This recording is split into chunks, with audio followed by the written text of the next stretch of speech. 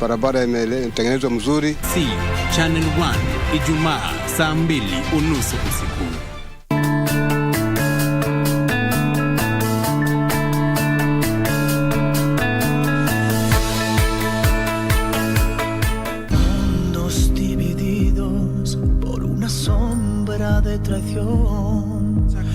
Good idea, though it's too risky.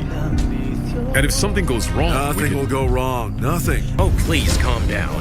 And don't start hitting people here, okay, Mariella? Oh, come on, let's get out of here immediately, Lisandro.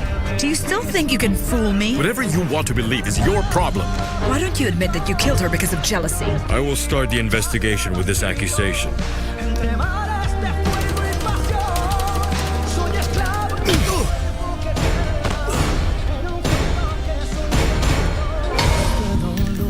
Lying heart.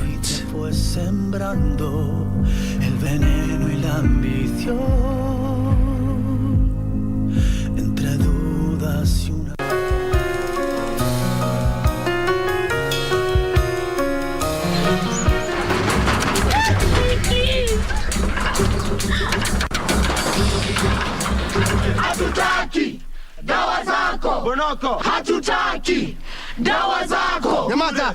Father, Where are you taking him? Chiroga. he needs to see a doctor. A doctor?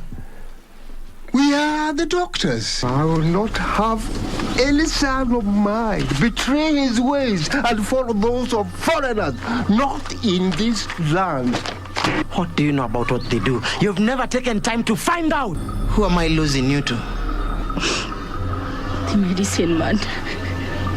What did you just say? I am getting married to your father.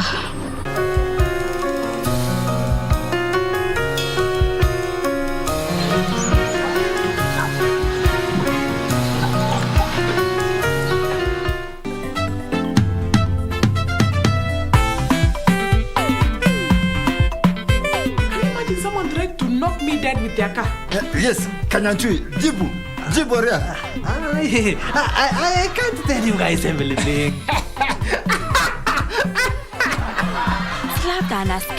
I don't care. Mwanaume ni kujitegemea. He has a new food business now. Jeb, Kwani you know the father? Father Giptanui of Catholic Church, of course I know him.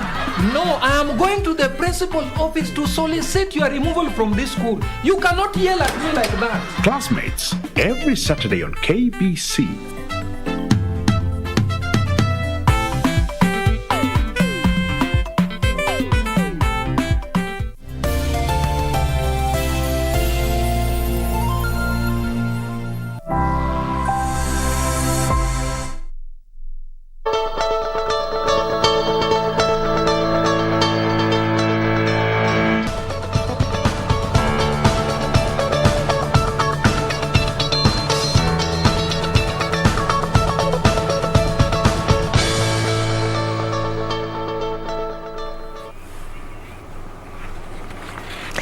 Good morning. You're watching KBC Channel 1 and it is the 20th of January 2022. I'm Regina Manyara. Glad to have you on board. Today is the final day of the BBI hearing that is happening or rather taking place at the Supreme Court. Now yesterday, other than being treated to legal jargon, we also had some moments of laughter as the various lawyers took to outdo each other. Some even couldn't pronounce some of the names of the countries, when they were taken on by the judges to just explain which other countries where the president had taken, the four had been a front runner for what is called a popular initiative. Well, those were some of the light moments, and we're going to be giving you a recap of what happened yesterday, and today being the third and the last day for this particular hearing. So which way forward? And we will be keenly waiting to, understand where we stand in as far as a constitutional amendment is concerned, with the basic structure doctrine being the elephant in the room, so to speak. That being said, we also have an update in regard to, to the arrest and the subsequent release of businessman come politician Jimmy Wanjike, and also some of the take-homes from the Agnes Tirop conference. At a time, when sportsmen and women have come together and said it's a high time to end gender-based violence, especially among the sporting arena in the country. In 2021, the tourism industry incurred a loss of 152 billion shillings in labor, and 1.2 million people lost their jobs in that particular niche. These are some of the takeouts in a report that was released yesterday for the Tourism Performance Report of 2021. That will be coming up in not too long as we tackle those stories that have been making headlines. Now to introduce the rest of the team. Victor. Absolutely. It's a fantastic morning and good morning from whichever part of the country you are watching us from. It's a cold moment here in Nairobi with rains pounding better part of the city. Welcome to the show. Of course, it's Thursday, and it is Thursday. It's going to be an easy one. African Cup of Nations, people were supporting Guinea-Bissau. Yeah.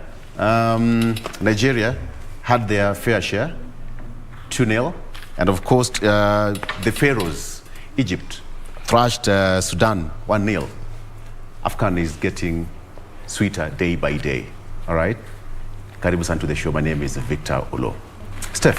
Good morning to you. Well, it's Thursday, and when it's Thursday, it's all about entertainment, the good vibes, all the fun. So you're in the right place. We'll be having some very interesting conversations coming up from the artists in the industry, in the entertainment industry. So you don't want to miss this. This and much more coming up. Thank you for joining us. My name is Stephanie Ayeta. Well, again, and a beautiful morning to you. As usual, we always appreciate you joining us every day, Monday through Thursday, today being the last day of the week for us as Good Morning Kenya. We also appreciate you again for making time 6:30 all the way to 10 a.m. But for today, given the fact that we still have those ongoing proceedings at the BBI, only means the BBI proceedings at the Supreme Court, it only means that, again, we'll also be broadcasting that live for you from 8:30 a.m. this morning. So again, we urge you to stay put till the end of the show, because as my colleagues have mentioned, we have a lot in store for you this Thursday morning. Many thanks for making time. I'm Doreen Arange Okelo. Thank you very much. In a short while, we're going to be looking at those stories that have been making headlines. Just to remind you that we are live in our various social media platforms, including Facebook Live and YouTube. We're streaming live at KBC Channel 1. Our Twitter handle is also open for your feedback. Include where you're watching this particular broadcast from, and it is at KBC Channel 1. Mine is at Ray Manyara. We'll be back in a few to bring you up to speed with those stories that have been making headlines in the last 24 hours.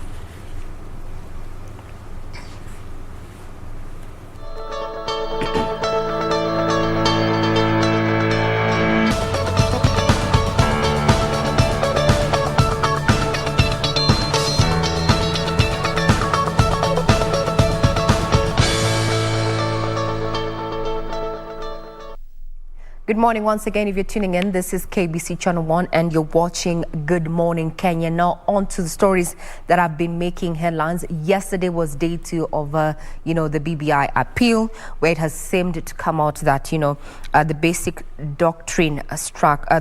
structure doctrine is what took center stage, a question that all parties never seemed to agree on, and each took their time explaining it. What they believe is correct. Other than that, President Uhuru Kenyatta, through his counsel representing him, said that civil cases cannot be instituted against the president since he has absolute immunity. Serafina Robi has the details of what transpired yesterday at the Supreme Court. The second day of the Constitutional Amendment Bill 2021 BBI hearing at the Supreme Court kicked off in earnest before a 7-judge bench led by the Chief Justice Martha Koome. President Uhuru Kenyatta, through his lawyers, led by Waweru Gatonya, will kick off the Wednesday session, disputing a decision of the Court of Appeal and High Court that he can be sued on civil matters. If it were that it was allowed for every Tom, Dick and Harry to file suits against the president, it would distract him from performing the more important duties for running the state. The President of the Republic of Kenya, or the person performing the functions of that office, enjoys absolute immunity from civil proceedings during his term of office in respect of anything done or omitted to be done in the exercise of the powers under the Constitution. Court of Appeal has said is that while even companies have the right to enjoy this right, the president does not have. Why? Because he vied and was elected. With respect, that is stripping of his rights.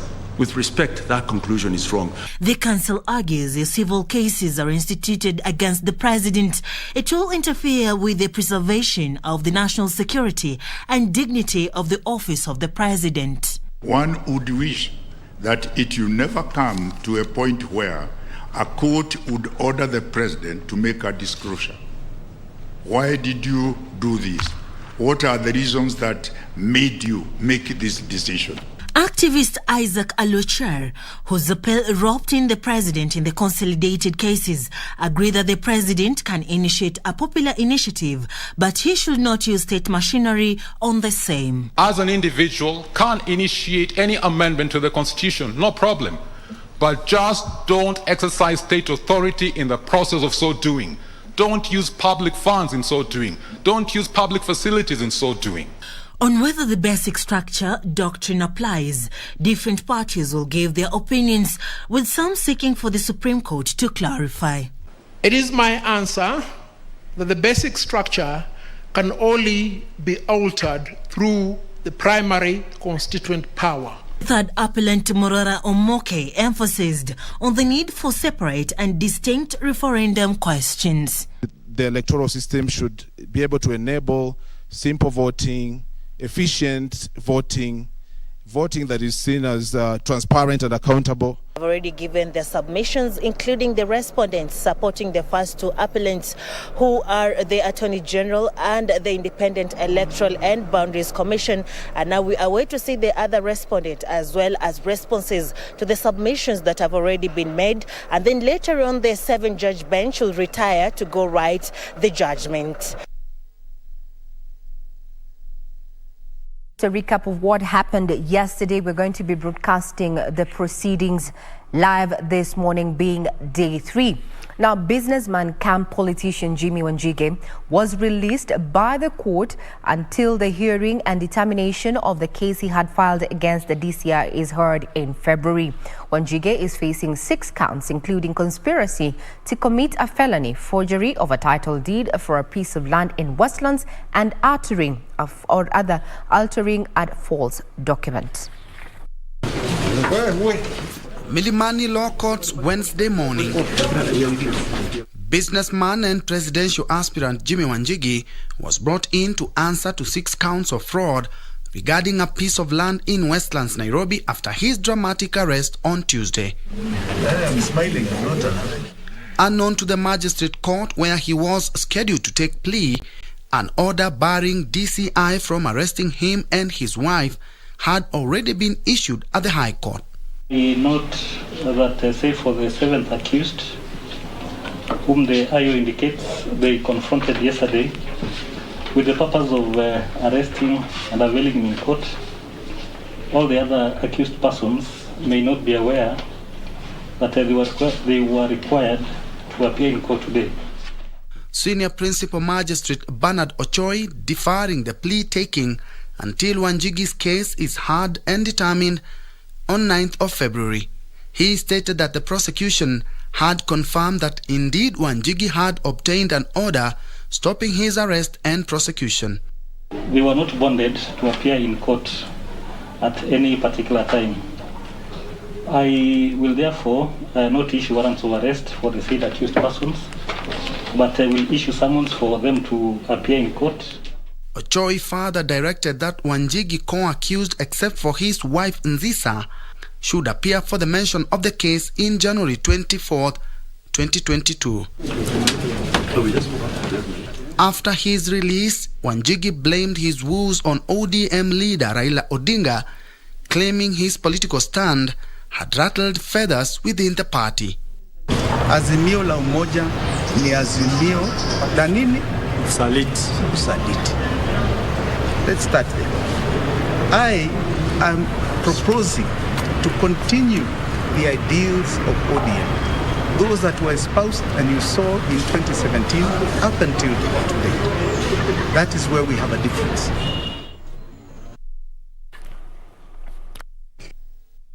ODM leader Raila Odinga is pledging to deal with historical injustices that the northeastern region has faced, resulting to derailed development in the arid and semi-arid area. He spoke when he met northeastern leaders under the Upya movement and leaders from Kilifi. Raila is also urging them to sell the Azimio la Umoja movement to the grassroots, as saying he will be an all-inclusive government seeking a unity of purpose for all Kenyans. The ODM party leader began his day at the Serena Hotel, where he met leaders drawn from the northern Kenya under the Upya movement led by Treasury Cabinet Secretary Ukur Yatani. Raila urging them to be Azimio la Umoja ambassadors in the north. The leaders who pledged their support for Odinga said since the onset of the handshake, the region has realized significant developments. Northern Kenya portends the future of this country. It's going to be the next economic frontier of this country. And that's why we want to be partners in exploiting those opportunities for the benefit of the region, but also for the bigger benefit of this country. We are together. We are all our members who are parliamentary group. We are with you. We are supporting you. I think out of 106, maybe only about 20 who are not with us.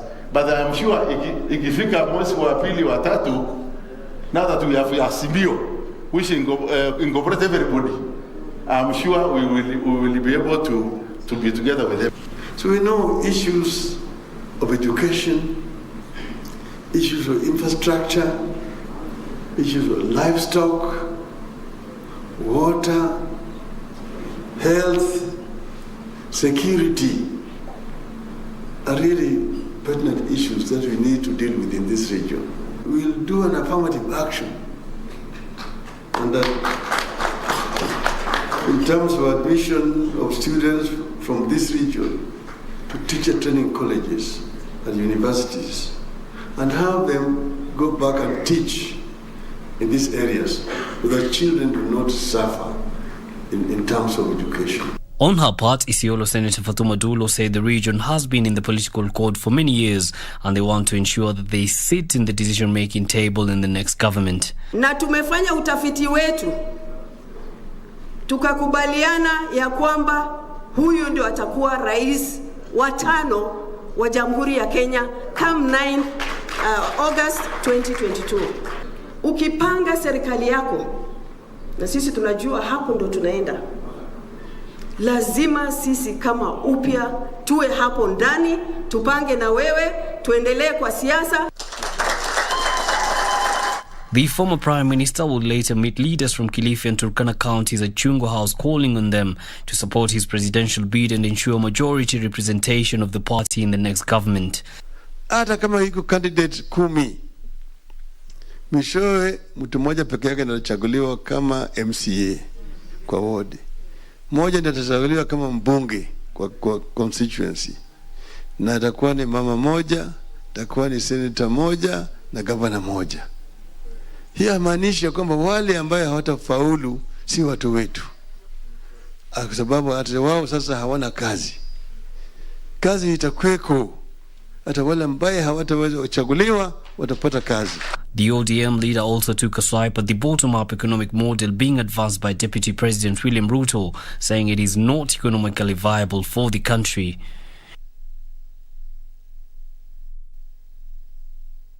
Now, it will be mandatory for every Kenyan above the age of 18 to contribute toward the national cover, that is NHIF, once it becomes law. According to NHIF Chairman Lewis Nganyi, the bill, which awaits the president's signature, will be fully operational by May this year. This as the government says it will harmonize all medical charges across hospitals under the NHIF cover. Zainab Said reports. Please repeat after me. The national health. The national health. Under the new amendments, the government intends to incorporate more healthcare providers, thus changing the name from National Hospital Insurance Fund to National Health Insurance Fund. Ukiambiwa sasa hapa MRI ni shilingi 9,000.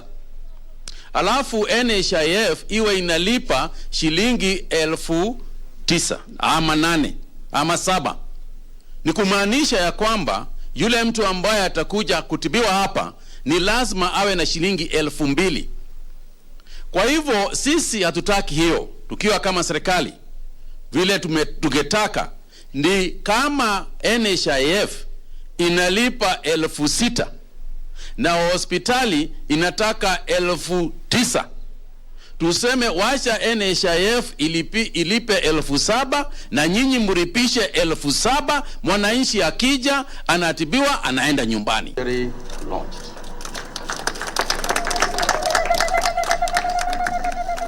Speaking during the launch of Afya Njema program, a multi-sectoral program spearheaded by the National Council of Churches to curb the increase in non-communicable diseases, Health Cabinet Secretary Mutahi Kagwe said the move will also reduce cases of corruption during and after service delivery. From Honorable Guyai's board and NHIF, they are currently engaged with faith-based and private sector players to reach a consensus about the various charges for the various diseases on various challenges that our people are experiencing. But it is also not the responsibility of the public to pay, because NCDs are so expensive, nobody can afford it. There is need for insurance companies, and the public insurance is NHIF, to push this agenda. NHIF Chairman Lewis Nguyai said every Kenyan above 18 years and who is yet to join NHIF has a grace period of up to May this year.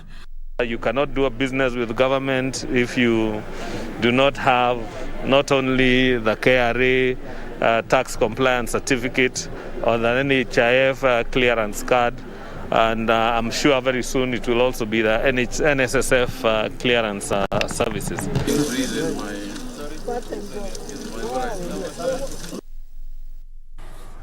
Universal, or attaining universal healthcare, is one of the big 4 agenda pillars there under the current government, and questions have been asked about how well equipped in as far as human resource as well as medicine and hospital equipment, especially in government hospitals. Is this particular bill going to change that? We'll be keeping tabs on that. Now, on matters voter registration, a young man in Narok County has taken a special initiative to mobilize the masses to register as voters in the second and final phase of the voter registration by IEBC.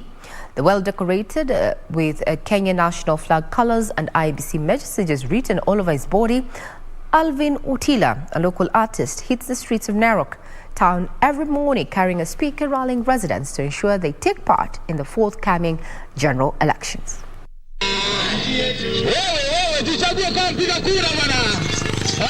33-year-old Alvin Otila from Narok County is not a madman. In 2020, he got the attention of President Uhuru Kenyatta, who recognized him for his contribution in sensitizing the public on measures to curb the spread of COVID-19 pandemic. Ilikuwa ni tarehe 1 Madaraka 2020 chini ya Mzalendo Award. Niko kwa list number 63 Alvin Otila, Kenya Gazette 3827. Tunaenda Huduma Center kwa sababu IEBC wameleta registration kwa mara ya pili. More than a year later, Alvin Otila is back on the streets of Narok town, well decorated with the Kenya national flag colors and IEBC messages written all over his body. Otila moves around Narok town and its environs with a speaker,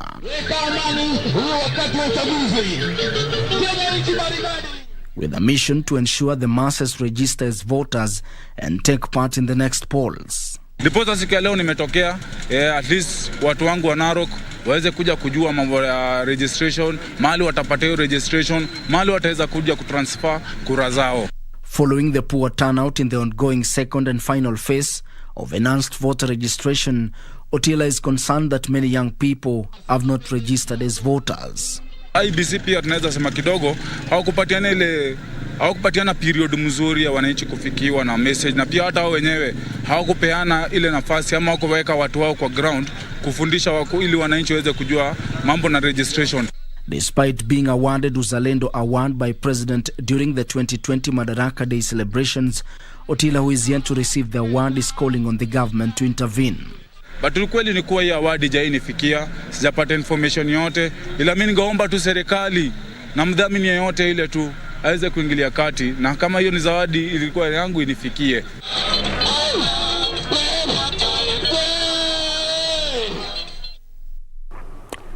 IEBC targets a fresh 4.5 million new voters in this second and final mass registration exercise. So if you haven't, or you have details you'd want to change ahead of the August elections, well, this is the time to do so.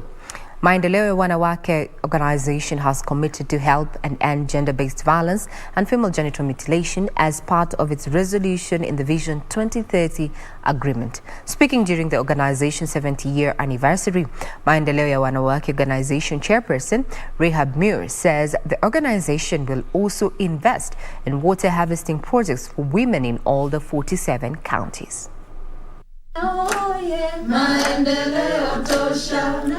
Wednesday morning, and the National Maendeleo ya Wanawake Organization, National Executive and Secretariats converged at a hotel in Nairobi to celebrate 70 years since its existence. Sustainable projects or sustainable activities to see women out of that captivity of dependence syndrome. We bring everybody from the girl child to the boy child, so that the future generation is brought up together. The organization highlighting its achievements since it was formed in 1952. The National Water Harvesting Project trains women on financial literacy, digital literacy, and entrepreneurship. We've been able to organize 3 AGMs. 2019 when we did the documents, 2020 being the landmark when His Excellency officiated our pet project, which is the National Water Harvesting Project. According to Maendeleo ya Wanawake Organization chairperson Rehab Muir, the organization will focus more on the eradication of practices such as gender-based violence and female genital mutilation, among others, under the Vision 2030. We want to see family values come back. We may not fix the problems that are already there, but in our own small way, we can engage the country to say, can we have family values? Among the projects Maendeleo ya Wanawake has planned for this year is the construction of the second National Maendeleo House GBV Center in Mombasa County. On that note, we take a quick break. We'll be right back with more news.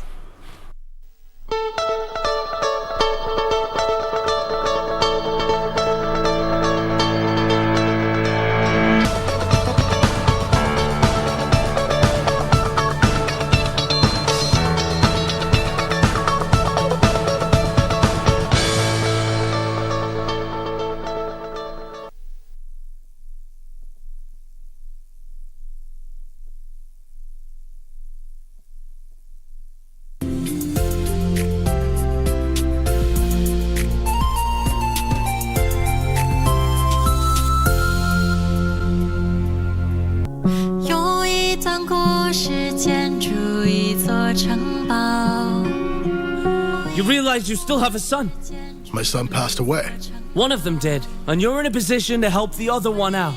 There's too much. It isn't too much at all.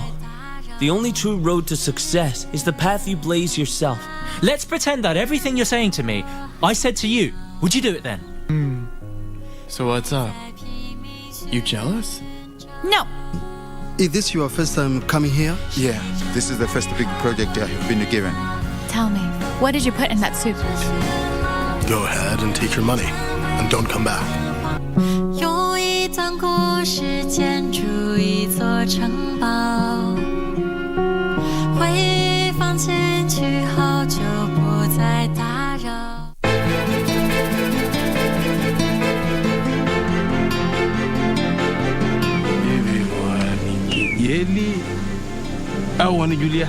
It's obvious someone must be distracting you. Mbona kuna mtoto hivi? Mimi siwezi kukaa hapo nje na mtoto wangu amefunga huko ndani peke yake. Siwezi kukuingia wewe. Unifai. Sasa mwaniangalieni. Pete gani? Ina thamani. Ni ya ukoo.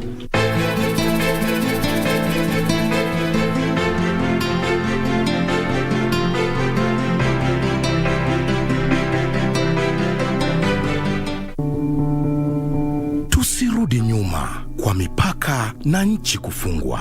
Tusirudi kwa biashara na shule kufungwa. Kwa kutoweza kukutana. Kwa kutengana na tuwapendao. Tusirudi nyuma. Na kuhitaji unikinge, pata chanjo. Ili tuendelee na maisha vizuri. Na kuhitaji unikinge, pata chanjo. Na kuhitaji unikinge, pata chanjo. Na kuhitaji unikinge, pata chanjo. Na kuhitaji unikinge, pata chanjo. Ili tuendeleze maisha bora kwa ajili ya wapendao, nchi yetu na usoni wetu. Kwa ajili yetu sisi sote. Pata chanjo. Kaa chonjo. Kuhakikisha nchi yetu na uchumi wetu umestawi katika uwazi. Tusirudi nyuma.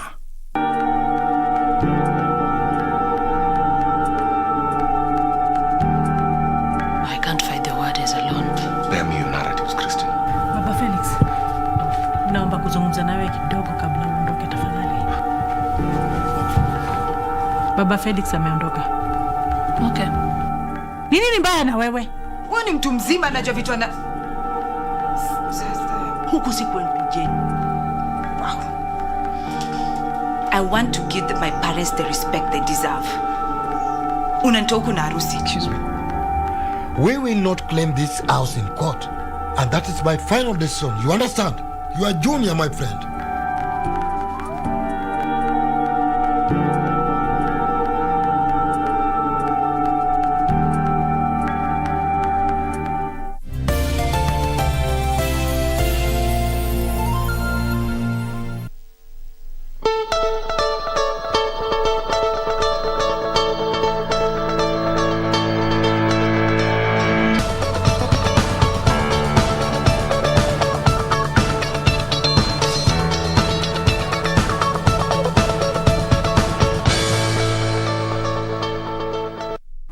Good morning. This is in the headlines on KBC Channel 1. Now, the 16-year-old boy who was beaten to death over alleged destruction of property belonging to local administrator in Iringa location, Guche South, sub-county, Kisii County, has been buried. The boy is said to have been part of a group of children rounded up and beaten by the suspects in December last year. The suspects have already been arrested. Details of this and other stories from our county's news roundup. Emotions ran high as the 16-year-old boy was finally buried in Gucha area of Kisii County. Daniel Muriga, an area resident, said that the boy was among a group of children who were rounded up and beaten by the suspects in December last year on suspicion of destruction of property belonging to a local administrator in Iringa location. Ni mtoto mkarimu, alikuwa anafanya kazi kwa bidii na anajitafutia. Makosa hii yani walimfanyia, haki hii yetu tunalia. Area Sub-County Police Commander Samson Lukunga said 9 suspects had already been arrested. Some of them being border riders, other about 3 erranders, and one national government administrative officer. Elsewhere, Abubakar Amana, who has been sought by police for allegedly making inflammatory remarks in Lamu last December, surrendered himself to the regional headquarters in Mombasa. The Director of Public Prosecution, Nurdin Haji, had written to the Inspector General of Police, Hilary Mutyambai, to institute investigations over a clip that went viral on social media platforms showing Amana making the remarks. If he is able to exonerate himself from the allegations, fine. If otherwise, that offense has been disclosed from the investigations on what will be on record, then no action will be taken as it comes. This coming as residents of Bomet East, Bomet Central and parts of Chepalungu are set to benefit from a 2 billion shillings water project through the partnership of Africa Development Bank and the national government. The project will take a maximum of 18 months. So 18 months, that is 1.5 years. Na tutakuwa tukikunywa maji. Umoja wetu ni nguvu wetu. Meanwhile, youths from Kajiado County are calling on investors to stop fueling politics of animosity ahead of the August general elections. The youth say that there is an emerging trend of mega companies in the county focusing on dividing residents on political grounds. Tunataka kuongelesha vijana wasiingie katika siasa kama hizo, wasipatikane mahali ambapo pesa ya wananchi inamwagwa ama pesa ya makampuni yanamwagwa ili kuinfluence siasa. Finally, 3 social groups based in Nairobi, Kiambu and Kajiado counties have emerged as the winners of the LG Electronics Ambassador Challenge that seeks to promote the growth and self-reliance of local communities. We remain committed to executing social contribution activities that deliver a sustainable growth to local communities as we empower everyone to live the better life that they deserve. From the counties now, we delve into matters business, where Kenya registered a 53.3% increase in international tourist arrivals in 2021 to 870,465, who earned the country 146 billion shillings compared to 88 billion shillings earned in 2020. Tourism and Wildlife Cabinet Secretary Najib Balala hopes the easing of travel restrictions in most of the countries, as well as new tourist source markets such as Mexico, Israel and Iran, would help Kenya net 1 million international tourist arrivals this year. Of the 870,465 international arrivals, 299,802 were on holiday, representing 34% of the total arrivals, while 257,357 traveled to visit family or friends. Another 229,804 visitors jetted in for business and meetings, incentives, exhibitions and conferences, with the niche taking up 26.4% of the arrivals. The 2021 figures are still way below when compared to the country's all-time high record in 2019 of 2,048,834 international arrivals. Jomo Kenyatta International Airport remained the major point of entry for tourists, with 644,194 landings, while Moi International Airport in Mombasa had 48,749 arrivals. The United States remains Kenya's key tourist source market at 136,981, followed by Uganda, Tanzania, the UK that dropped to 4th, and India was 5th. Africa, Uganda has become number 1, and we know why, because of business. It's not necessarily because of tourism. Tanzania also is because of business, not necessarily on tourism. Somalia is purely visiting because this is our second country, their second country.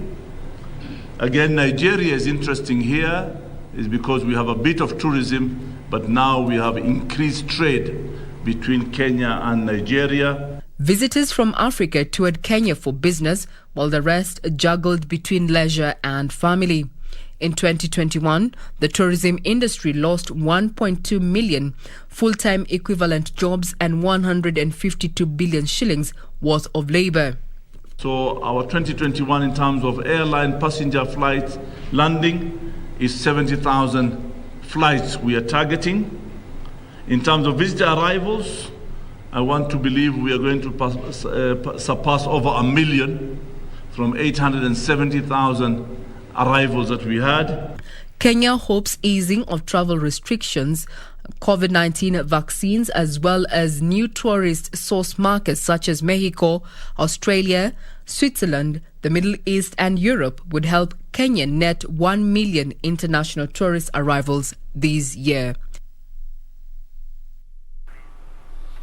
152 billion shillings lost in as far as labor is concerned in the tourism industry in the previous year. Now, we still keep up with matters business and now focusing on matters of energy. Now, 9 Kenya Power officials were arraigned in court over last week's electricity blackout that affected most parts of the country. Prosecutors told the court that the 9 Kenya Power officials were suspected of failing to take action to prevent or correct vandalism on a high-voltage power line leading to the power outage. 9 senior Kenya Power officials will spend the next 8 days in custody as authorities investigate last week's power blackouts.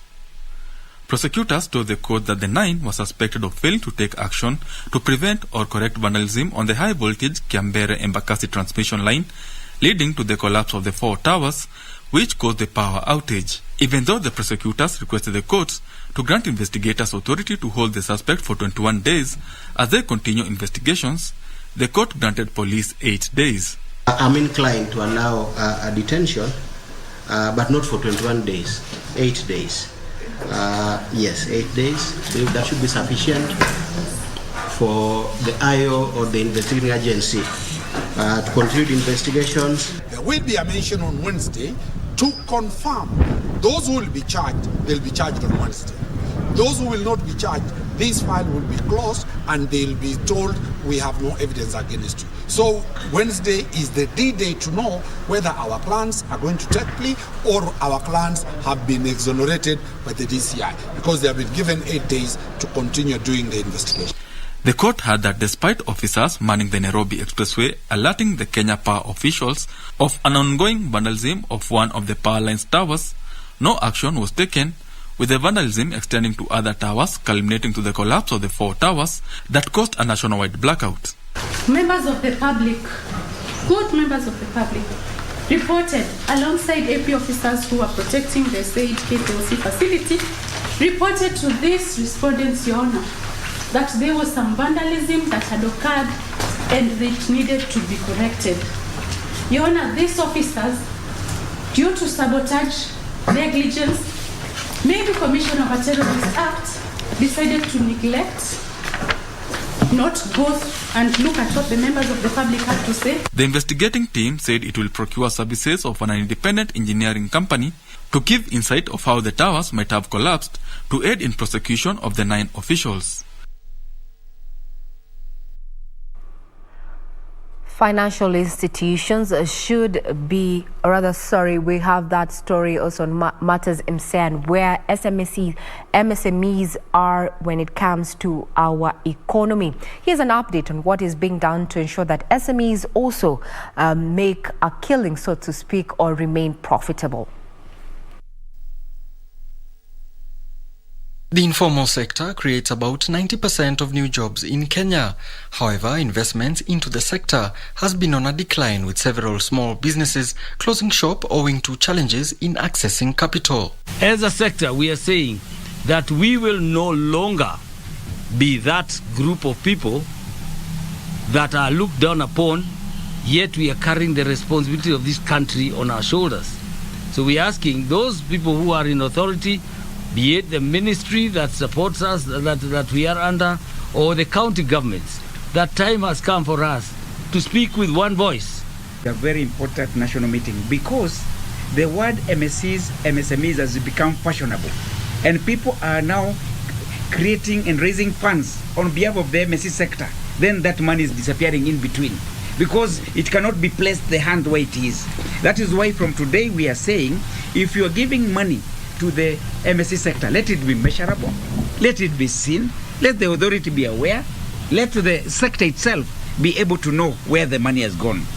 At a stakeholder engagement meeting about a common working strategy, chairpersons of the hawkers, markets, Juakali and Boda Borders called for the fast-tracking of pending laws related to small businesses and operationalization of tools such as the MSME fund. We need to activate that fund to be able to send support down to the lowest person in this sector.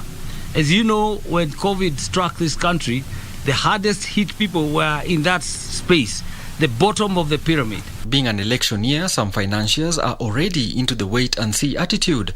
However, small businesses say they're resilient enough to weather any kind of political storm this season.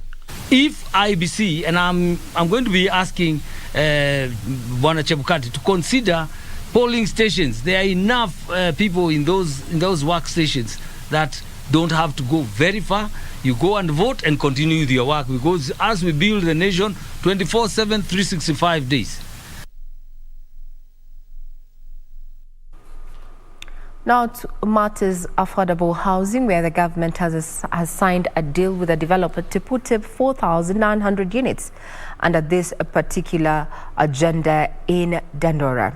Housing Principal Secretary Charles Hinga says the project, which is one of its kind in Kenya, targets the middle-income households keen on easy access to railway stations.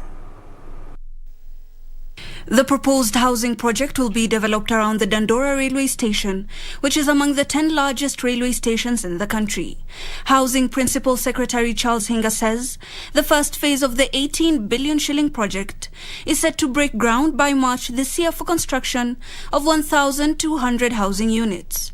The project promises easy access to railway commuter services. This property touches the Dandora station, and so you can get out of your home, hop onto a train, go do your business, go to work, catch a train, come back home.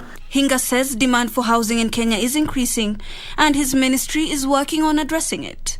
Every Kenyan can be a homeowner because the mortgages are cheap and we are giving you flexible payment terms. And so I believe that the number of people that are going to take up these houses will actually push the developer to finish them much quicker.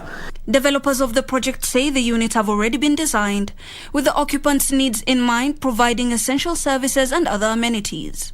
We have focused our design for affordable housing such that each Kenyan can be able to live, work and play within the confines of the city. We think we can complete the work as early as possible, and after that we give a very good project for our client. The units would be sold at a price of 50,000 shillings per square meter. To sports, Sekafa champions Vihiga Queens are among nominees who will fight for the Women Sports Team of the Year 2021 award placed during the Soya Awards Gala set for Bukungu Stadium in Kakamega on the 25th of this month. Others are Malkia Strikers, the beach volleyball team, the Kenya Lionesses and the national women's basketball team. Vihiga Queens are among 5 women teams competing for the Women Team of the Year award during the Soya Awards Gala set for January 25th in Kakamega County. Vihiga Queens had a season to remember after they were crowned the Sekafa champions. The Queens then qualified for the first time ever in the CAF Champions League in Egypt, where they bowed out honorably against big teams, among them River Angels of Nigeria and Malabo Queens from Equatorial Guinea. Also in the nominations is national women volleyball team Malkia Strikers, who were the only African team at the 2020 Olympics in Japan, although they did not win a single match. The women beach volleyball side is also in the nomination list after making history by qualifying for the Summer Games for the first time ever. Also in the roster is national women rugby side Kenya Lionesses, who won the Safari 7th round robin tournament after finishing unbeaten, thanks to wins over Uganda, Zimbabwe, Titans Academy of South Africa and Kenya Lionesses second string. The national women basketball team, which is ranked 9th in Africa and 71st in the world, is also deservedly in the nominations. All the best to the teams there. Now, Kenya Motorsport Federation is working round the clock to ensure it delivers another world-class WRC Safari Rally slated for the 23rd to the 26th of June this year in Naivasha. Now, according to the chairman, who doubles up to be the WRC Safari Rally CEO, Phineas Kimathi, more Kenyan drivers will be given a chance to participate in this year's edition. Kenya Motorsports Federation Chairman Phineas Kimathi, who is also a retired rally driver, hailed FIA for retaining Safari Rally in the WRC calendar until 2026, as this will give more Kenyan drivers an opportunity to compete with the best rally drivers in the world. He insisted that the federation will continue enhancing its greening legacy program during this year's Safari Rally, targeting to plant 18 million trees. We were the most followed WRC. We scored very highly, so we just have to maintain that standard. We have a few things to improve on, obviously, like traffic management and crowd control. So those are the areas that we'll be working on. Among the local drivers expected to participate in this year's WRC Safari Rally are the Africa and national champion Carl Flash Tundo, alongside his long-time navigator Tim Jessup. The duo are set to retire from the wheels after 22 years in the Rally Championship. Makre Kimathi is among the budding Kenyan drivers who will give a second shot at this year's Safari Rally. We'll try and defend my title, of course. That's my main aim, and try and win my national championship here in Kenya. So we have really a busy year this year, so that's something I'm actually really looking forward to. Kenya will play host to the 6th leg of the WRC in June, with the first leg set for Monte Carlo between 20th and 23rd of this month, followed by Sweden, Croatia, Portugal and Italy series in February, April, May and June respectively. Sports Cabinet Secretary Amina Mohammed has said the resolutions made during the Agnes Tirop conference will be implemented immediately, and a meeting will be convened after 100 days to check on the progress of the implementation. Her sentiments came after a 3-day conference and the intense discussions by sports players during the Agnes Tirop conference that was held in Diani, Kwale County.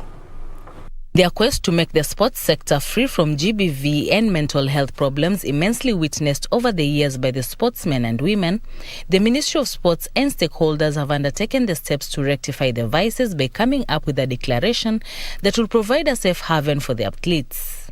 Each federation will establish mechanisms that ensure fair selection of athletes, coaches and other technical staff on all their teams. All federations will ensure they prioritize the mental health of athletes by undertaking periodic training and assessment of all the athletes in their respective federation. Attaining gender equity in sports is a precondition for leveling the playing field and advancing inclusivity in the sports industry. Sports Cabinet Secretary Amina Mohammed noted that in 100 days, they will converge again to check on the progress of implementation of the resolutions made during the Agnes Tirop conference. We've agreed that we're all going to meet again in 100 days' time, and that at that time we will take stock of where we are, of how many of the recommendations that Catherine and her colleagues gave us have been implemented or are being implemented. Speaking on the sidelines, Cricket Kenya Normalization Committee, headed by retired Judge Lady Justice Joyce Olwach, announced that Cricket Kenya elections will be held on the 26th of February this year at the Moi International Stadium in Kasarani. Notice of election for office bearers is hereby issued. The elections will be held on Saturday, the 26th of February 2022 at Moi International Sports Center, Kasarani, from 9 a.m. She promised a free and fair elections, while noting that those who were already at the helm should sit out the upcoming elections. Our provision on transmission is that those who had held office before in cricket are not eligible to vie for another 4 years. For sports news from Diani, Kwale County, I am Anburu.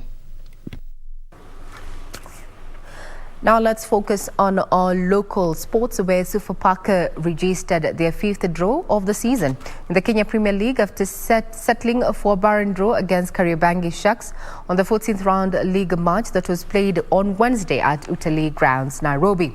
Sharks, who occupy the 3rd place in the standings with 25 points after playing 15 league matches, so far have won 7 matches, lost 4 and drawn in 4 matches this season.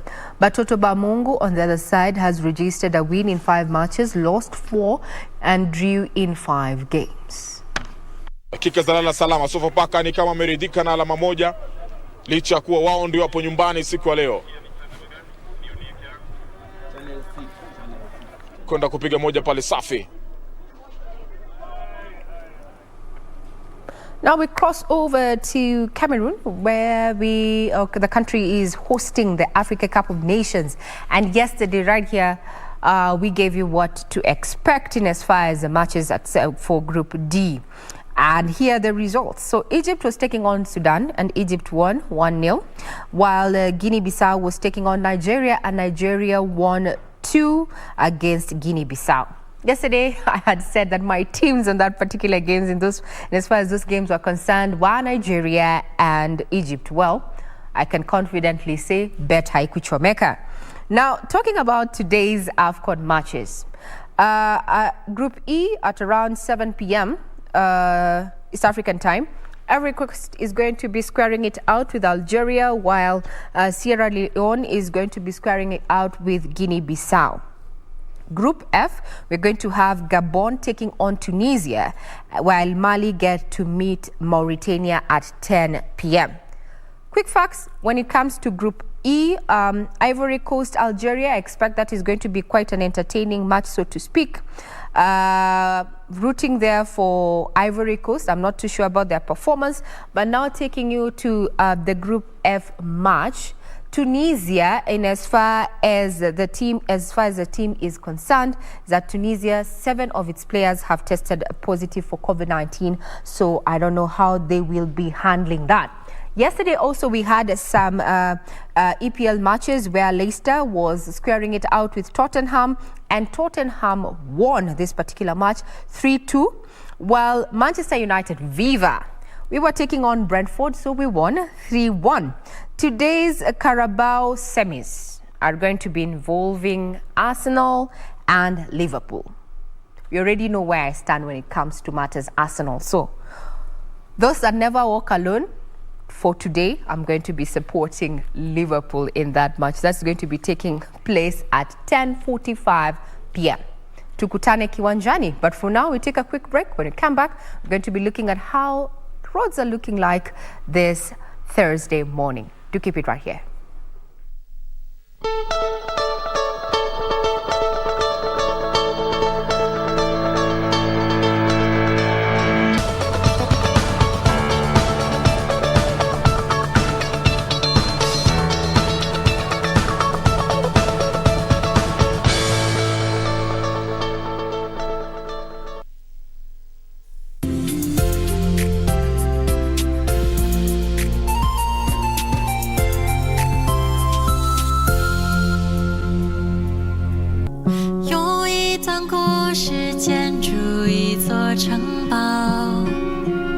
You realize you still have a son? My son passed away. One of them did, and you're in a position to help the other one out. It's too much. It isn't too much at all. The only true road to success is the path you blaze yourself. Let's pretend that everything you're saying to me, I said to you. Would you do it then? So what's up? You jealous? No. Is this your first time coming here? Yeah, this is the first big project I have been given. Tell me, what did you put in that soup? Go ahead and take your money, and don't come back. 用一段故事建筑一座城堡，回忆放进去后就不再打扰。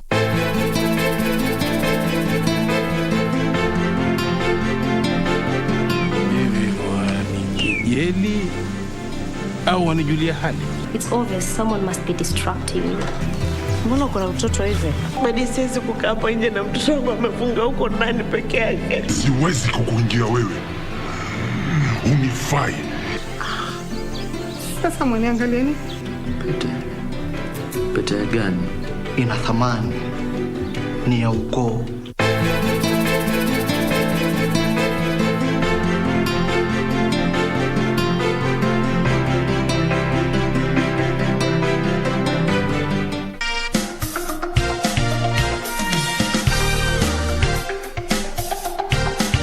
Today with 1,000 shillings, you can open a fund, a money market fund, an equity fund, a growth fund, and you start investing. But how do you come up with a plan or goals that are attainable? One, you have to be a risk taker.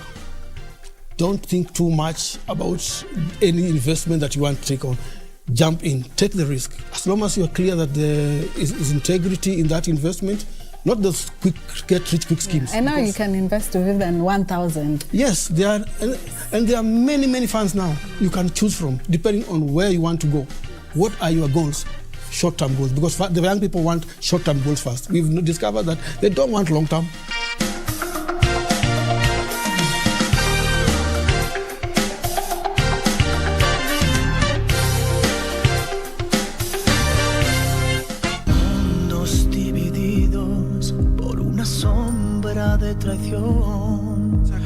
Good idea, but it's too risky. And if something goes wrong... Nothing will go wrong. Nothing. Oh, please calm down.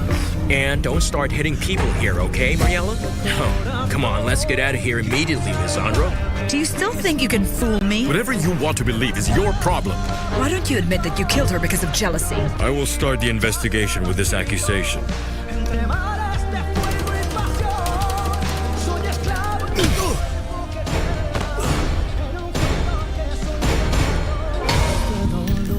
Lying heart. Fue sembrando el veneno y la ambición entre dudas y una.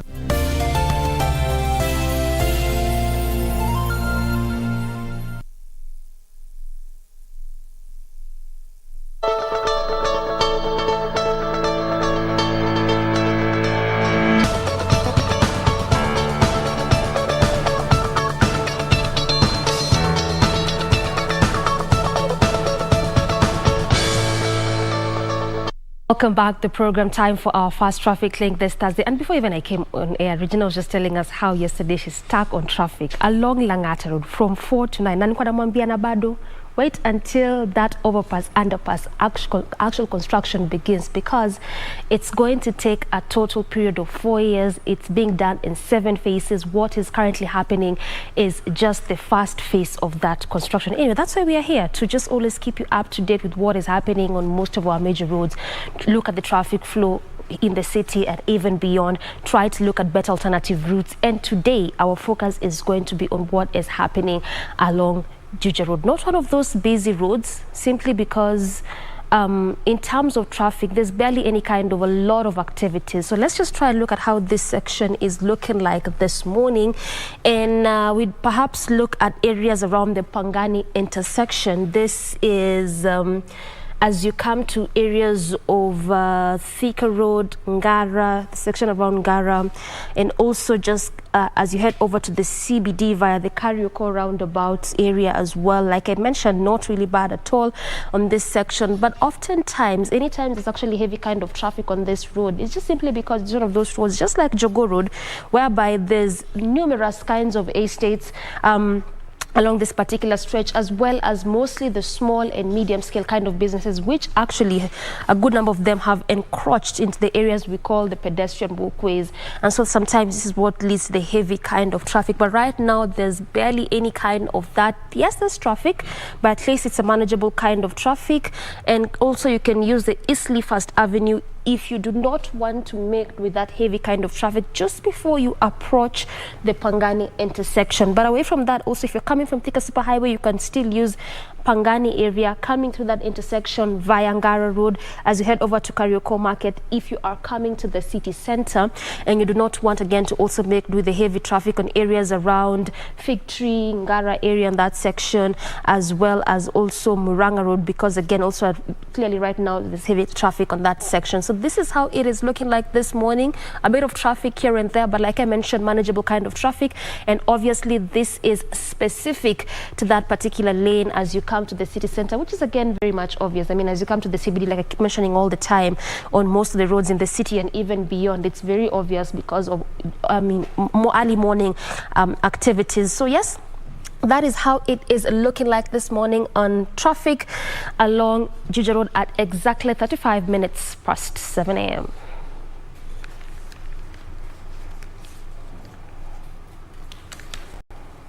All right. So, you know, an express SGR from Nairobi to Mombasa or to and fro takes 6 hours. All right. Those who've used SGR. Driving from here to Narok is 2 hours. To Nakuru is 2.5 hours, depending on the traffic flow. From here to my hometown, Oyugi, takes 6 hours. And Regina spent 6 hours where she's supposed to take 15 minutes. I know. 15 minutes. I'm pretty sure that was me. 15 minutes drive from here, that's like from here to, okay, Harithuk Road. That's like going to CBD or something? Yeah, because yesterday I spent literally between 4:30 and 9:50. Actually, yes, 9:15. That's an SGR almost stopping at Miritini. And now let me tell you the crazy thing about, leave alone getting out of the CBD. Yes. You know, out of the CBD it was fine. Langati Road was moving, no problem, all through Raila Odinga, what we already know is Mbagathi Way and such. That was fine. Now get onto Magadi Road. And the showers, the skies opened. With the showers came chaos. So people started overtaking, overlapping, such that there was a buildup of traffic that those moving from Kisarian, Ngong, coming to the city. And then now you form like 4 lanes. Now there were 4 lanes headed in one direction. Wow. Okay. No cops in sight.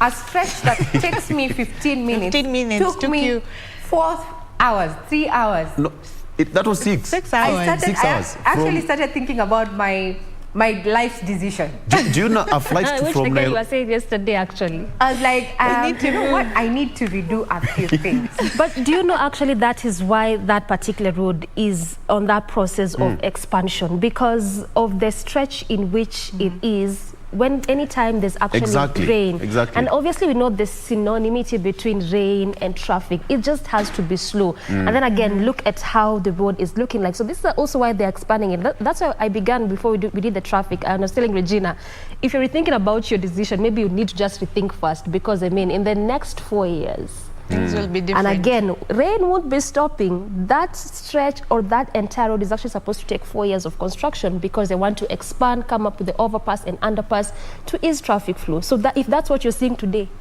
it's like those people that live like me in Mombasa Road. Like yesterday, I stuck in traffic just between the stretch of GM to Nyayo in early morning from 5:15 a.m.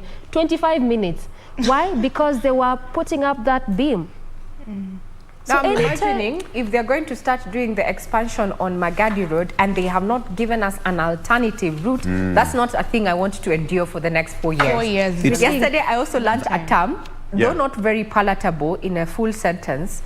Like, you see, when the chaos began, there were people on the left and on the right. So if you're on the road, there's someone who wants tunasemanga kwa Kiswahili anataka kukuingia hapo mbele. Then there's another one on this other side ako kwa kiwanja ya KWS. You see the national park? So they're all wanting to converge in front of you. So one matatu guy tried to pull that, and because if you've been living in those sides, you learn to be a little bit rough, you know? So when he tried, nikasonga mbele. So he had to apply the brakes. So do you know the amount? He rolled down the window and said, Madam, shikanisha bus. Then the rest watch and you edit. You said no. Nilimwambia boss sawa, but hapo winingi sawa, wengi hapo nyuma, because I was tired. And I don't know what happens with the rains. When it starts raining, motorists, pedestrians, we all lose our sanity. Yeah. Our brains go and live. I don't know why. So, I don't know, it's a natural reaction. That's in Nairobi. You know, a flight from Nairobi to Dubai takes 5 hours. So please don't make me feel bad more than I am right now. You've been in Dubai. Nani meambia Regina na bado. Yeah, the level of patience. Let me tell you, being stuck in traffic can teach you patience. Yes. Yeah. Especially if you have no option or alternative, you learn patience by force. Somebody said that if you can live in Nairobi for 5 years without any problem, you've gone through all these hardships, you can live anywhere in the world. I believe so. Anywhere in the world. The best training ground. Haujafungiwa nyumba, haujapigwa geta, kanjo hajakubeba juju, traffic ndio imekupatia lessons, you can survive anywhere. That reminds me what is happening on social media, Victor, and it has also found itself on one of the main stories that we had. The issue of power outages. Electricity. I saw yesterday on Twitter, to be specific, that immediately it started raining, guys went on switch off KPLC because what was wameenda kuanua stima. I don't know.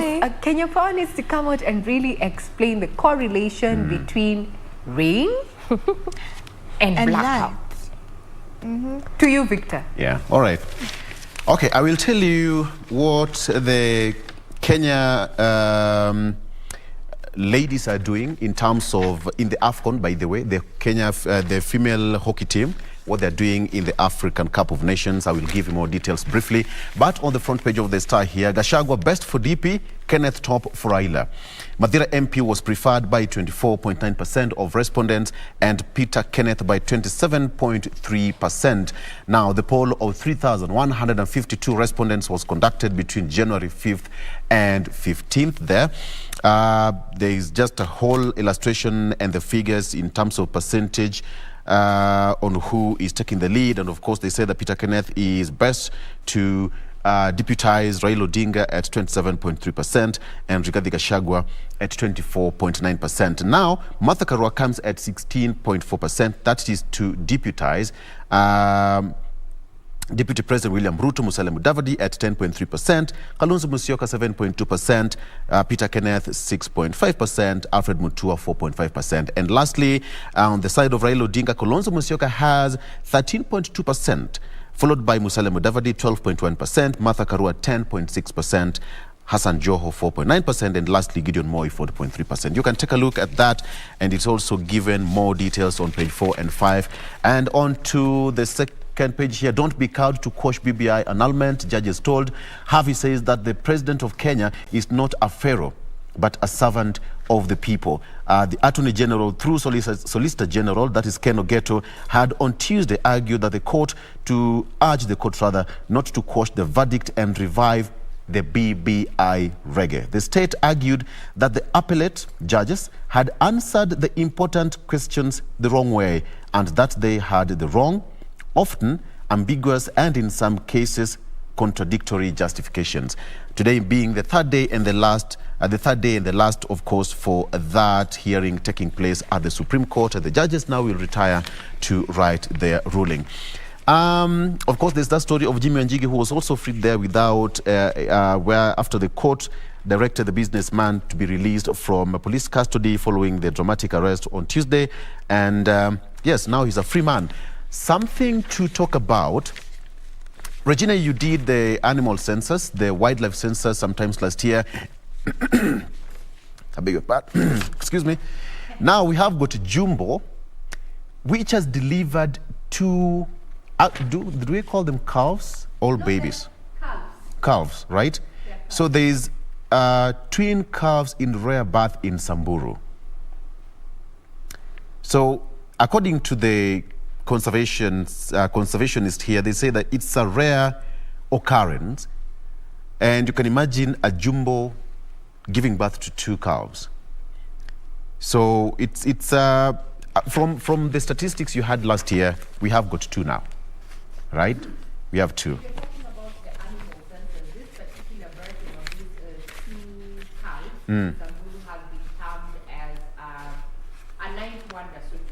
Yes. Because an elephant cow carries the gestation period is around 18 months.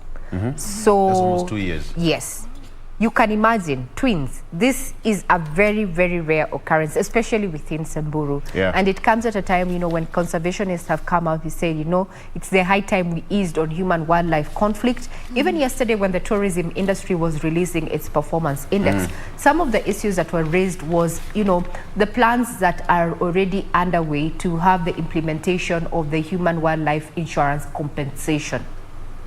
Now, this will go a long way in also just in increasing tolerance between, especially where humans are concerned. You see, humans, we take up arms against these wild animals, and unfortunately, with the rapid urbanization, we are encroaching on, their animal pathways as well as their budding and nesting areas. So this is a rare occurrence, and I'm sure Magical Kenya, rather the Kenya Tourism Board, is likely to latch onto this to also market Kenya as an ideal tourist destination to just come see where, we give birth in double when it comes to, elephants and such. Absolutely, absolutely, absolutely. All right, so in some politics, Gachagua, best for DP Ruto, Kenneth, top for Raila. Gachagua was preferred, of course. I've given more details there. Majority have confidence on IBC, according to a new survey there. And lastly, Azimio partners to field candidates in strongholds to end nomination fiasco. We have got direct nominations, we have got handpicking, and of course we have got what we call universal suffrage. So the yet-to-be-registered Azimio coalition party will zone the country based on party's political strengths. This was revealed yesterday while former Prime Minister Raila Odinga said that they will adopt a hybrid method to identify candidates for his Azimio la Umoja political machine. The ODM boss also disclosed that the yet-to-be-registered Azimio la Umoja party will zone the country based on party's political strengths. So, is it going to be a good thing or a bad thing? Politically speaking, yes. So I told you that Sierra Leone coach, before I get to that, yes. The Kenya female hockey team, and by the way, I played hockey in high school. Number 5 and goalkeeper. Kenya beat Zambia 3-0 to rekindle AFCON title hopes. Kenya women's hockey team dismantled Zambia 3-0 to revive their hopes of sailing to the semi-finals of the African Cup of Nations in Accra, Ghana. Goals from Aurelia Opondo, Flavia Mutiva, and Grace Bwire at the Theodosia Hockey Stadium spearheaded Jacqueline Mwangi's side to a first victory in 2 matches. Makofi to the ladies. Yeah. The ladies. Over here, still on AFCON, congratulating ladies. What a man can do, a woman can do better. Well, the Rwandan referee makes history as the first woman to officiate at the center of the tournament. We get this on page 51, in case you need details on that. So congratulations to the ladies. Matters politics, we have the Oka factor in Raila Ruto runoff. Well, the presidential runoff is likely this year should One Kenya Alliance field a candidate or have its principals run for State House separately. Also, DP Ruto and Mr. Odinga, who are seen to be the leading presidential aspirants, a few factors such as how Mount Kenya vote goes will determine whether either wins in the first round, and it is predicted that there will be a second runoff should there be low voter turnout in Mount Kenya, and DP is under pressure to replicate Jubilee's performance in the past 2 elections, where victory was secured courtesy of overwhelming voter turnout in Mount Kenya, which was as much as 94% in some counties. So Mount Kenya is quite the determining factor for these 2 parties on how things will pan out. To some other news, the union that is KUPPET wants a 70% pay rise for teachers, and it has threatened to call a strike and disrupt national examinations in March if its members do not get a pay increase of at least 30%.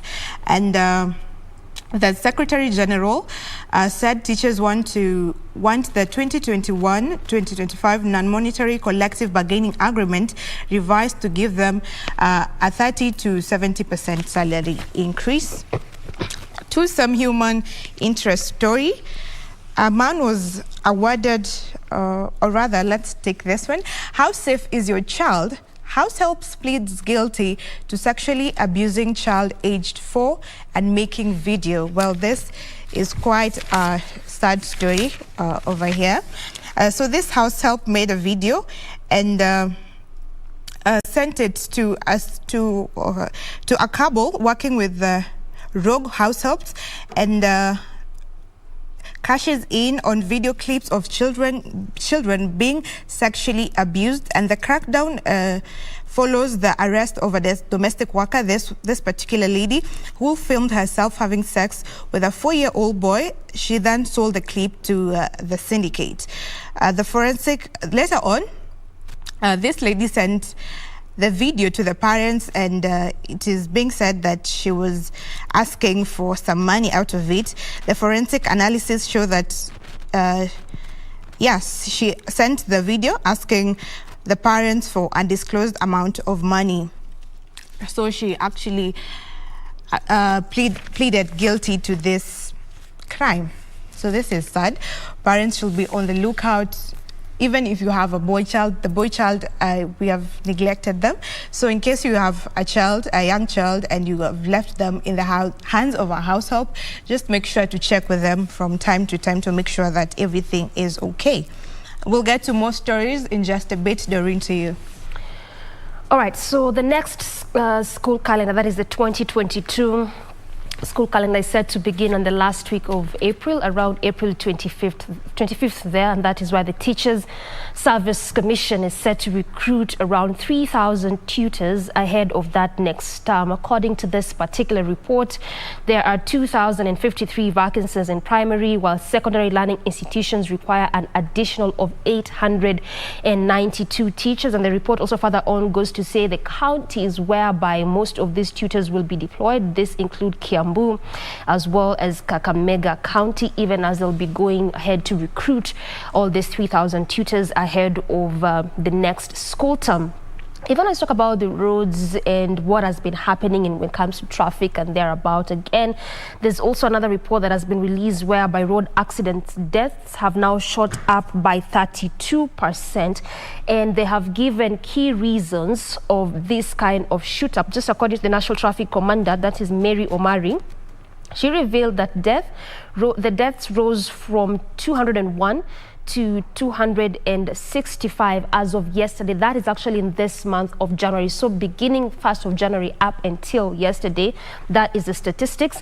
And it shows that pedestrians account for the majority of this number of death cases. Now, when you look at how the state has really been trying to reconstruct most of these roads, and actually any road that has been earmarked for construction, expansion, reconstruction altogether, they're trying to ensure that they put up the non-motorized transport system, which is inclusive of pedestrian walkways as well as cyclist lanes. And the idea is very simple, to try and reduce most of these death cases which are allied to pedestrian, because that only means that when you have designated lanes, then it becomes easier to know which lane is actually for vehicles, which one is for pedestrians, and which one is for cyclists. So that is what that particular report shows.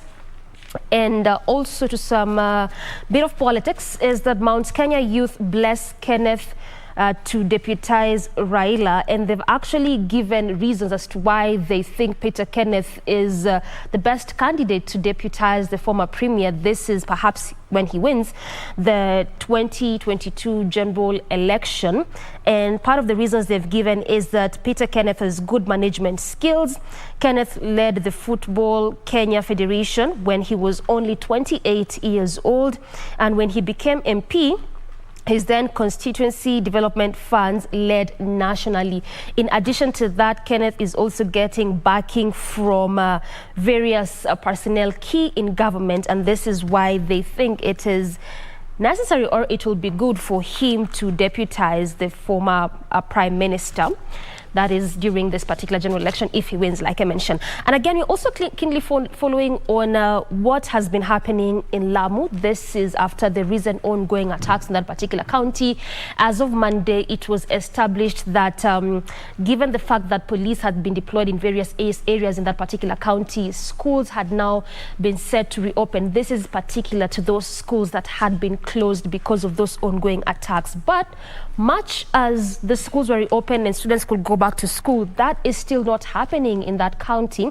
And going by this particular article is that there's still a lot of tension in that area, and so parents have resorted to just transfer their students all together to different areas and different counties where they can continue getting their education, as opposed to them learning in that area that is in Lamu County, just because of those recent ongoing attacks. And also, again, as of yesterday, we also established that the same attacks that have been happening in Lamu over the past 2 weeks is exactly what is also happening in Baringo County. And again, police are still launching an investigation to establish the cause of those attacks. And also, clergy is warning on the misuse of youth, and obviously this is just allied to these elections whereby they do not want the youths to be misused. I mean, we've seen quite a lot of that happening in recent times. Just what we saw the other weekend during the rally where the DP had in Embakasi, during that particular area in Jacaranda grounds, where there was a lot of commotion here and there. So this is why the clergy is urging the youth not to be misused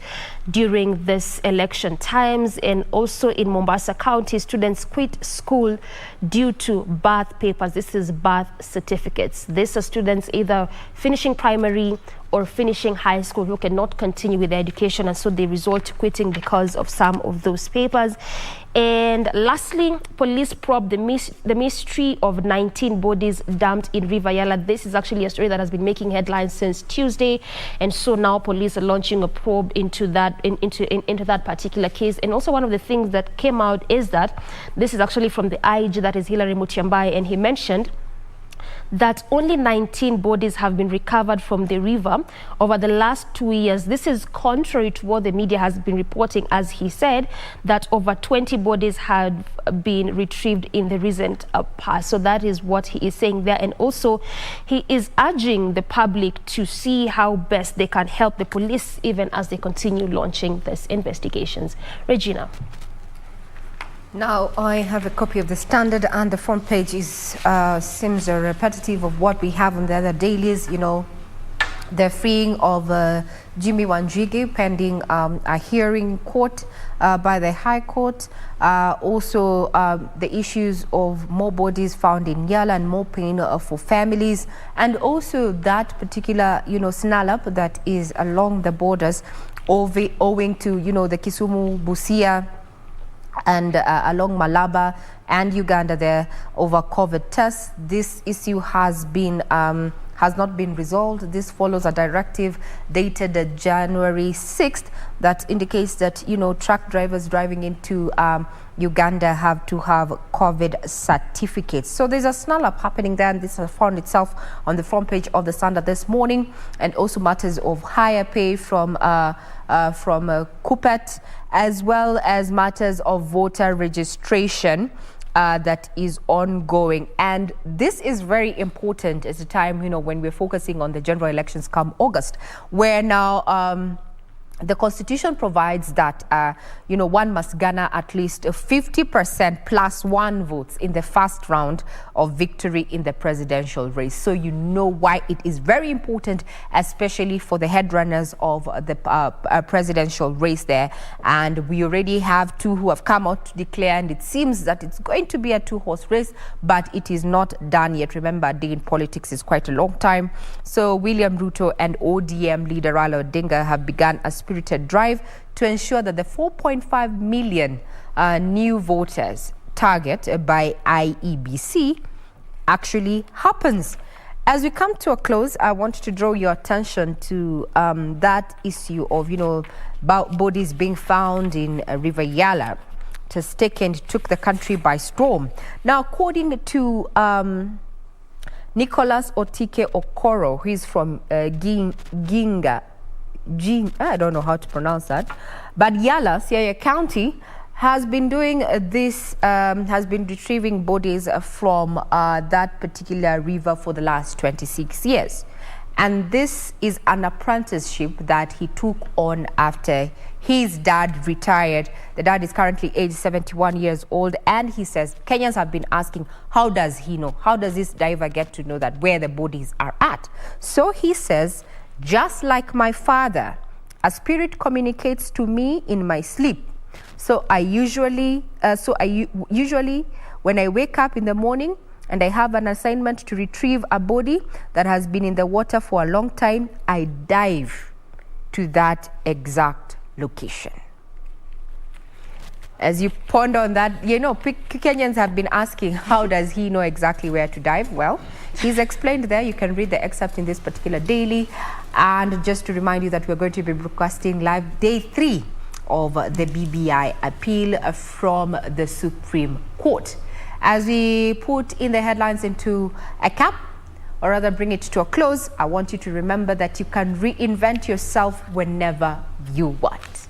Life doesn't exactly begin at 40, 30, 60, or 50. The power is in your hands. I'm Regina Manyara. You're watching KBC Channel 1. Thursday is a new Friday, so do keep it right here.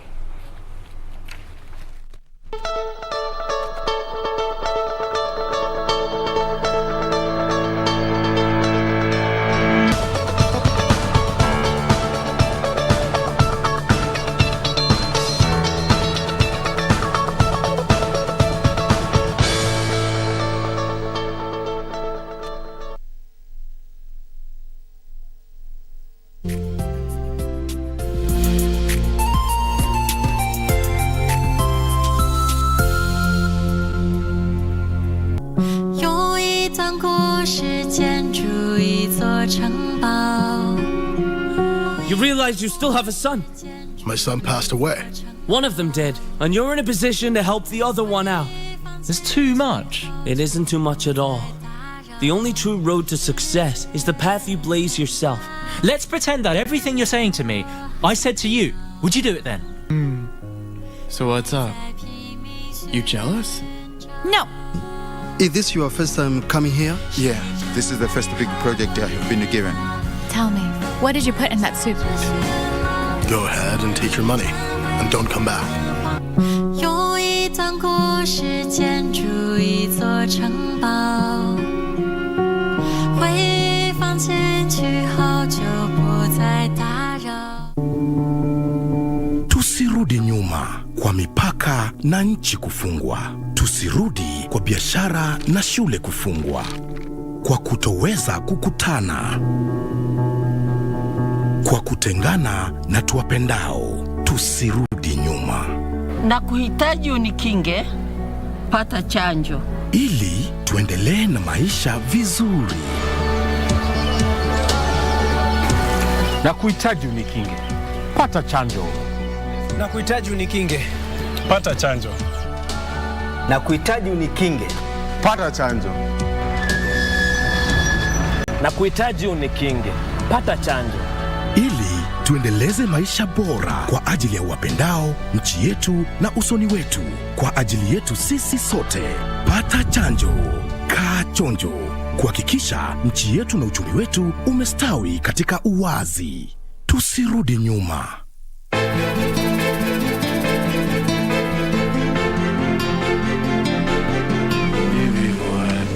Yeli au wanijulia hali. It's obvious someone must be distracting you. Mbona kuna mtoto hivi? Badi siwezi kukaa hapa nje na mtoto wangu amefunga huko ndani peke yake. Siwezi kukuingia wewe. Unifai. Sasa mwaniangalieni. Pete gani? Ina thamani. Ni ya ukoo.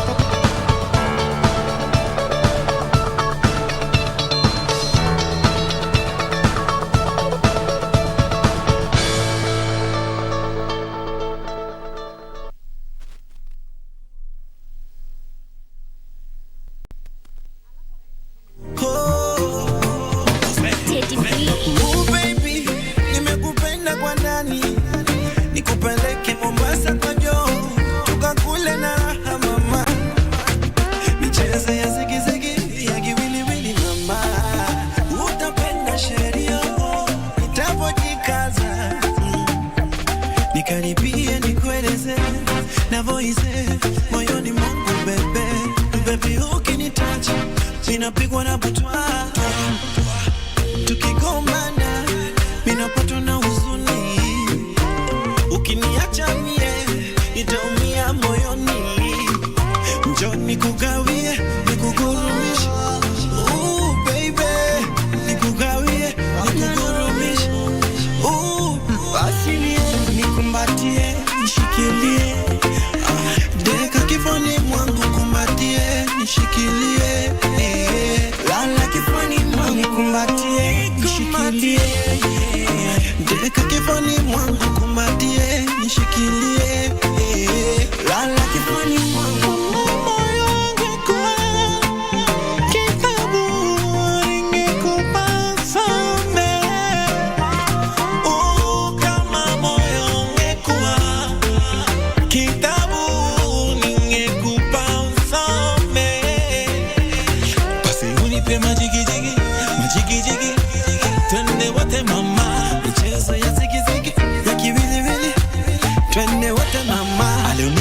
Jiggy jiggy, my jiggy jiggy, twende wote mama, michezo ya zigi zigi, ya kiwili wili, twende wote mama, nikumbatie, nishikilie, deka kifoni mwangu kumbatie, nishikilie, lala kifoni mwangu kumbatie, nishikilie, deka kifoni mwangu kumbatie, nishikilie,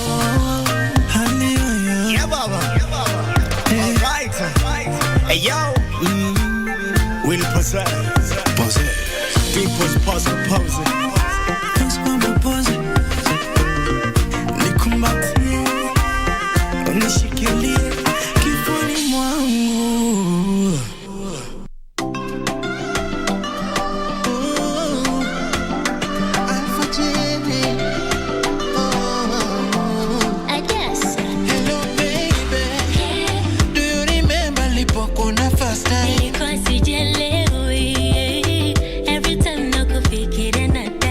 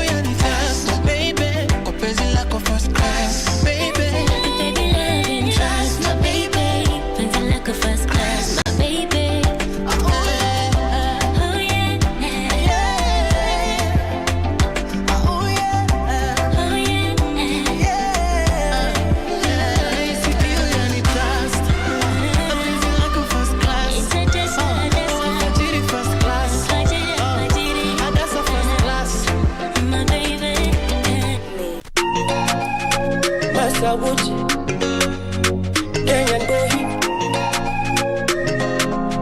001.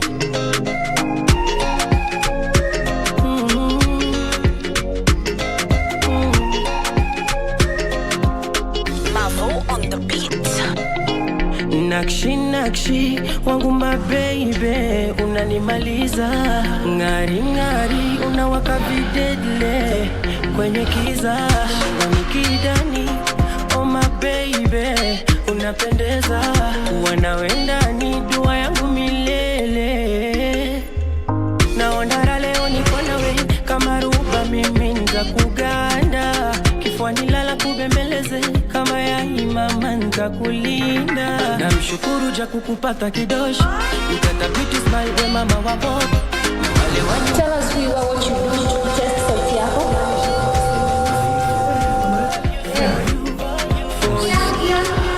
Yeah, my name is Ian Gwagi.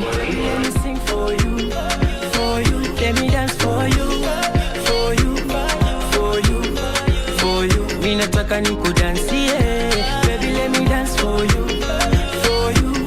Kwenye baridi mimi ndo duve, nikufunike na vuguvugu la mahaba.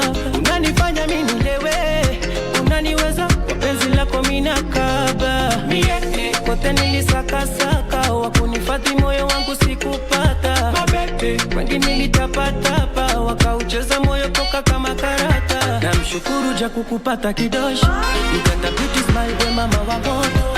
Wale wa nyuma waliniona poyote, lakini kwako manisha fika. So let me sing for you, for you, for you, for you. Mimi nataka nikuimbie, baby let me sing for you, for you. Let me dance for you, for you, for you, for you. Mimi nataka nikudansie, baby let me dance for you, for you. So let me sing for you, for you, for you, for you. Mimi nataka nikuimbie, baby let me sing for you, for you. Let me dance for you, for you, for you, for you. Mimi nataka nikudansie, baby let me dance for you, for you.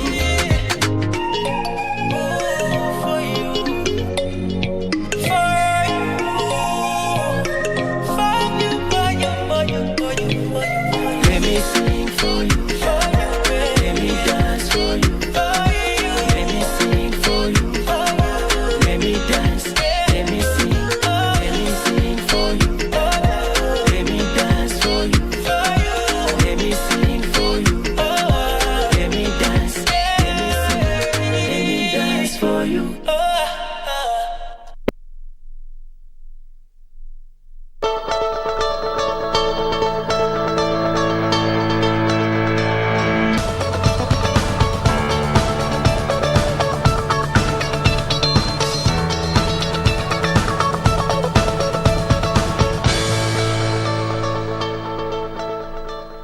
Welcome back to the program. This is still Good Morning Kenya. If you are just joining us, you're right on time for our fast conversation on our Entertainment Thursday segment. And this morning we want to talk about something a bit different.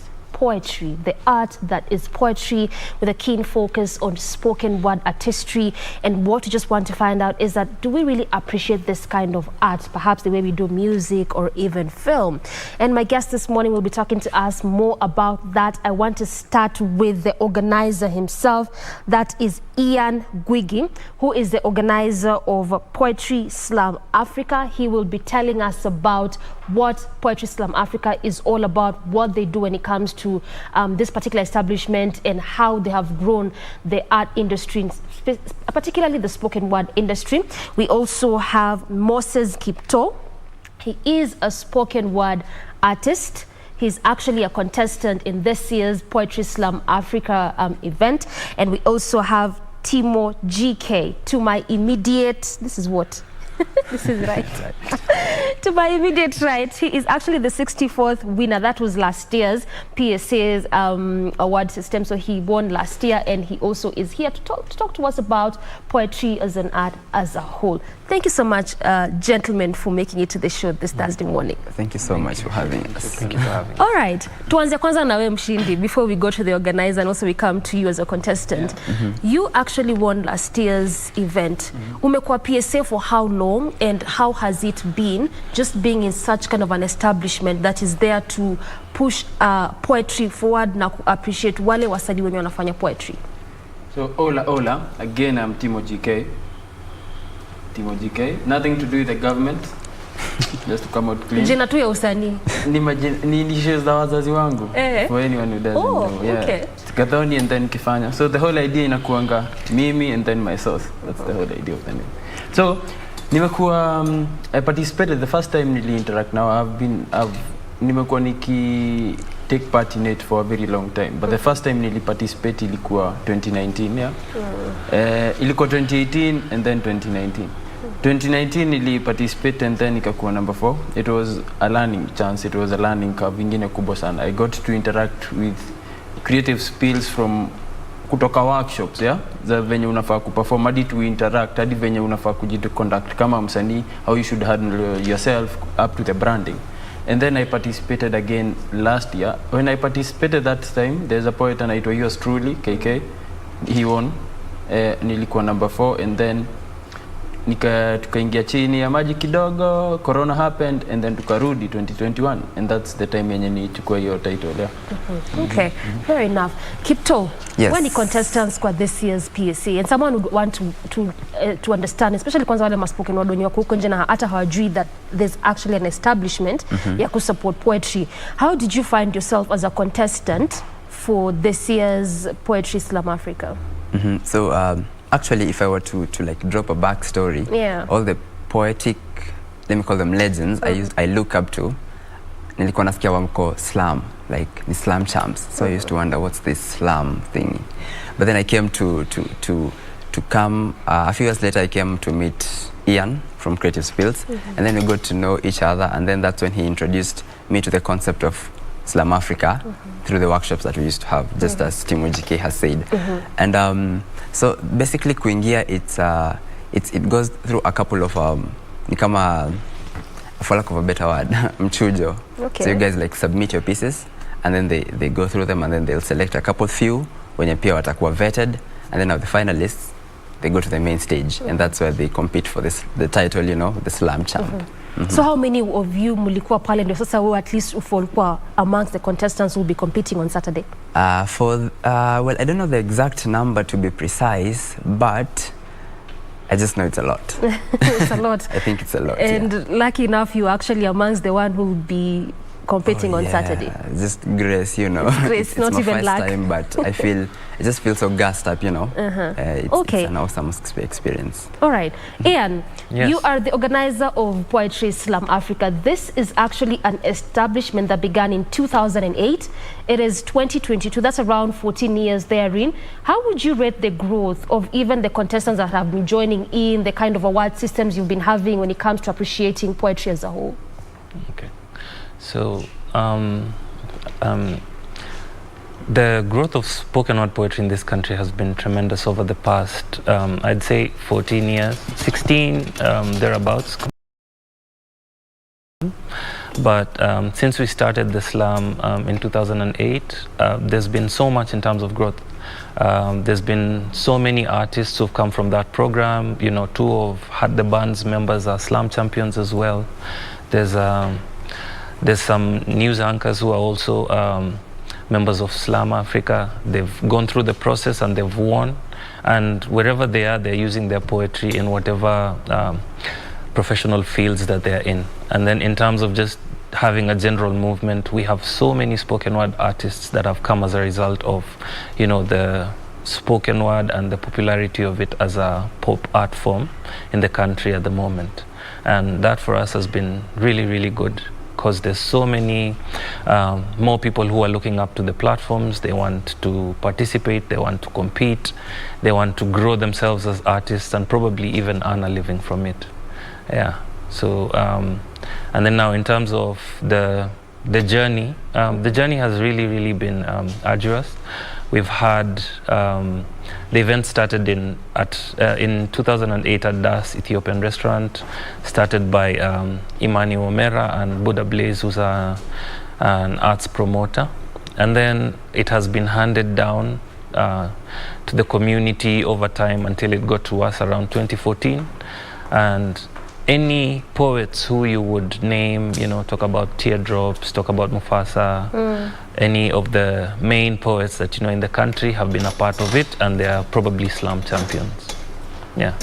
All right. Speaking of Mufasa and even Teardrops, actually there's a conversation I was watching, and Mufasa was saying that one of the challenges that poetry faces is the sponsorship, and he was giving an example of sometimes you would want that sponsor to come and perhaps either finance your events or something of the sort, but given that poetry is more of truth and consciousness, and sometimes you might want to speak against them, not in a bad light, but just to highlight some of the things that they are doing which may not be in good taste, then it becomes a bit difficult. When you look at how the growth of PSA has been like, would you say that this has been one of the biggest issues you've had in the establishment when it comes to financing, sponsorship and the likes?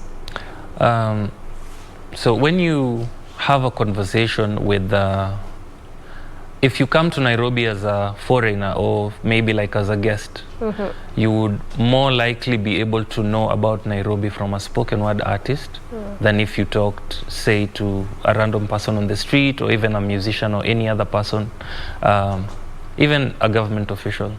That is because spoken word poetry in itself reflects life, general life, and if you're reflecting life, there's generally going to be a lot of hard truths that include some of the conversations that you're mentioning. People will point at ills, that's a poet's work, pointing at ills and stopping the world going to sleep. And that is where you find yourself having a really big problem when you're looking for financing for the project, because some people might find it a little abrasive, you speaking against what they do or what they stand for, and that is usually the problem. And then also people with very conservative stands might not necessarily be able to see poetry as an avenue that can be able to speak maybe to people. Some people actually feel that through this poetry certain agendas are usually channeled, and it's easy for someone to be able to talk to these poets and convince them to do something that might not necessarily be a good thing. So I feel, the challenges for sponsorship and funding come as a result of the content, the influence that spoken word poetry has, and how it speaks to the soul. Yeah. So it's actually a very big challenge. All right, let me come to you, Tim. Just borrowing from what Ian is saying, that clearly poetry is about hard truth. Ni kitu iko kwa conscious yako, and sometimes you can't control the truth. When you look at your pieces, and obviously utatufanyia one of them, what would you say is your biggest inspiration in how you make your pieces? My biggest inspiration would be people, I am a lover of people. I'm a lover of listening to people, listening to their stories, and just watching people at any given time, And then, ukiangalia Kenya napendanga about poetry, I love provoking people. I love it. Yani, if nikuja hapa hivi niseme piece and then I make you utoke na hiyo swali moja, it doesn't matter, sitaki maswali tano mimi. Mimi nataka tu jiulize hiyo swali moja. Na si ati mimi nitakujibu, I can't answer you that. Ni wewe ujijibu. Yeah, I want people to think. That's what my poetry is about. Right. When I provoke your thought, mara mingi watu wanachukulianga provocation kama something bad, but it's not really. When I provoke you, I make you think about, ukiwa provoked unatolewa comfort zone ulikuwa umejiweka, That's my whole purpose, that's my whole goal with my poetry. And looking back, I've had some very good pieces, and I've made a lot of people, I've provoked a lot of people, I've given people a lot of thoughts, a lot of ideas to think about. That's my whole goal, nothing else, nothing more, nothing less. I provoke you, you think, done. You have given people a lot of ideas to think about. Yeah. We want to take a very quick break. When you come back, you'll also give us ideas to think about, because that's what your poetry is all about. All right, so let's take that break. We come back to continue the conversation. Stay with us.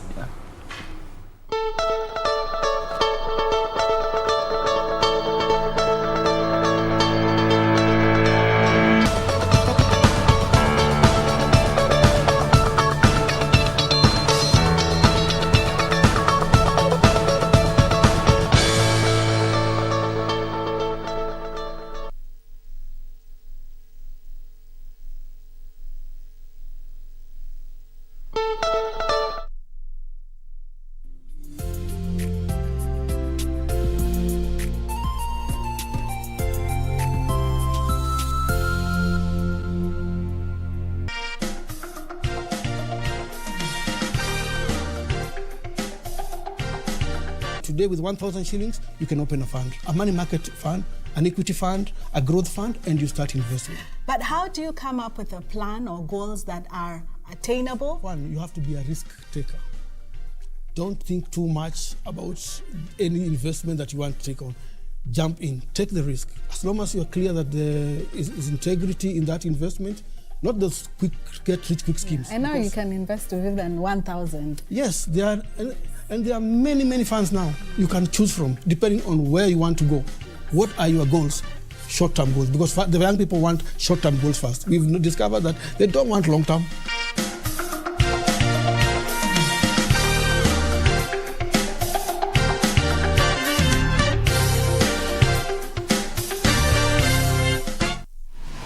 Log on to the KBC website at www.kbc.co.ke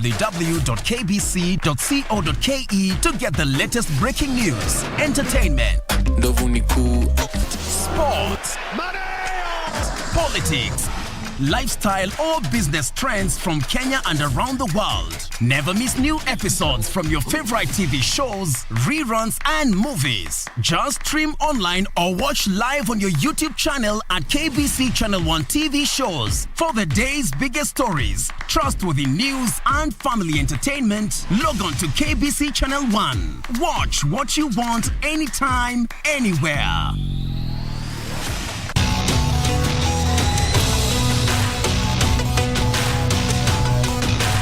The big man's gonna be watching. The champ's gonna be watching. And we're gonna dig your grave.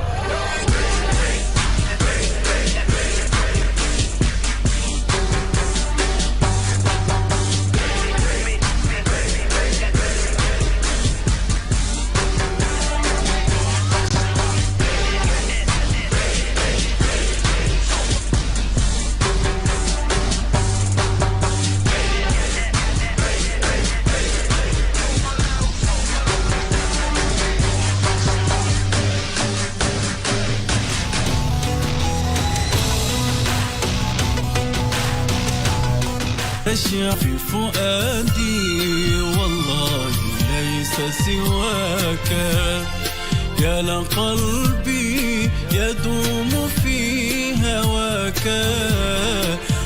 Ni watu wangapi walioa wakiwa ni matajiri, baada ya kuoa wakaishi wakafirisika, na ni watu wangapi walioa hawana lolote, baada ya kuoa Mwenyezi Mungu akawatajirisha. Hizo zote ni kadari za Allah tabaraka wa taala. Hivyo basi ningependa kumwomba Allah subhanahu wa ta'ala atuwezeshe kuwa watu wenye kusikiza na kufuatiliza na vitendo vyema na kuepukana na makatazo yake biidhnillah ta'ala. صلوا يزيد الشوق صراط لحبيبي بيرد السلام والمولى بيزيد الصلاة صلوا عليه أفضل صلاة صلوا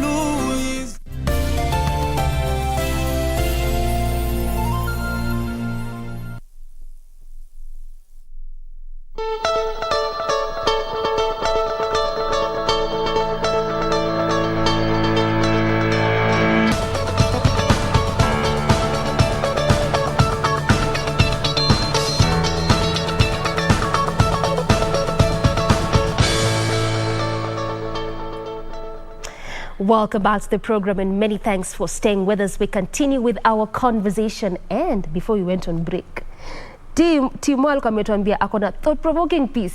Let's just listen to what you have for us. Hola again. Timo JK hapa kwa mtandao zote na YouTube. Yeah. So hii piece venye utaichukulia ni shauri yako, okay? Yeah. I leave that in your hands and in your head. All Shaitan, Lucifer, Beelzebub, the devil, Goma, Shetani, Ibilisi. Miaka mingi Shetani amekuwa shouted at, ametemwa na kukanyangiliwa na midomo ya detractors, na hata mara moja hajai talk back. Kwa protracted persecutions remain a gentleman, while those he support rave and have fun. Ako kizimbani, anaangalia courtroom na msingizi alikot doom, akaigroom, akaiweka kwa forced marriage na dunia. Saa kumejaa gloom, existence imekuwa kupuliza gunia, kila binadamu ana broom, akijaribu kufagia hali dunia, dhambi hakujitakia, all around wote wanalia. The devil aliwatokelezea ka Nike, he made them do it, the blame lay square on him. Yule mse alicheat na mpango wa kando, yule mse aliforce jendito zake kwa mdomo wa mtoto, yule mwanafunzi mzalendo aliingia exam room na Mkenya, yule mlevi aliua watu 5 barabarani juu DUI. Wote wanasema Shetani ndo aliwapea motisha ku DIY. The devil is brother. You have to look good when you are the personification of evil in every religion, culture, theology, mythology, psychiatry, art and literature. You have to look good ukitemtoa tu na material possessions. You have to look good kawe ni God's nemesis toka Genesis. You have to look good when you are a fallen angel and your broken wings carry you from soul to soul. You, the prince of darkness. Kiingia kiza kinatanda, unaficha nightmares kwa vitanda. Ahela umejenga vibanda, tocha chemba za kufanya souls kuganda. The empty souls atazichukua na kanda rasi, atazikandamiza kanda mnasi, azileweshe after kukanda mnazi. At the moment akona furaha, then akona simanzi.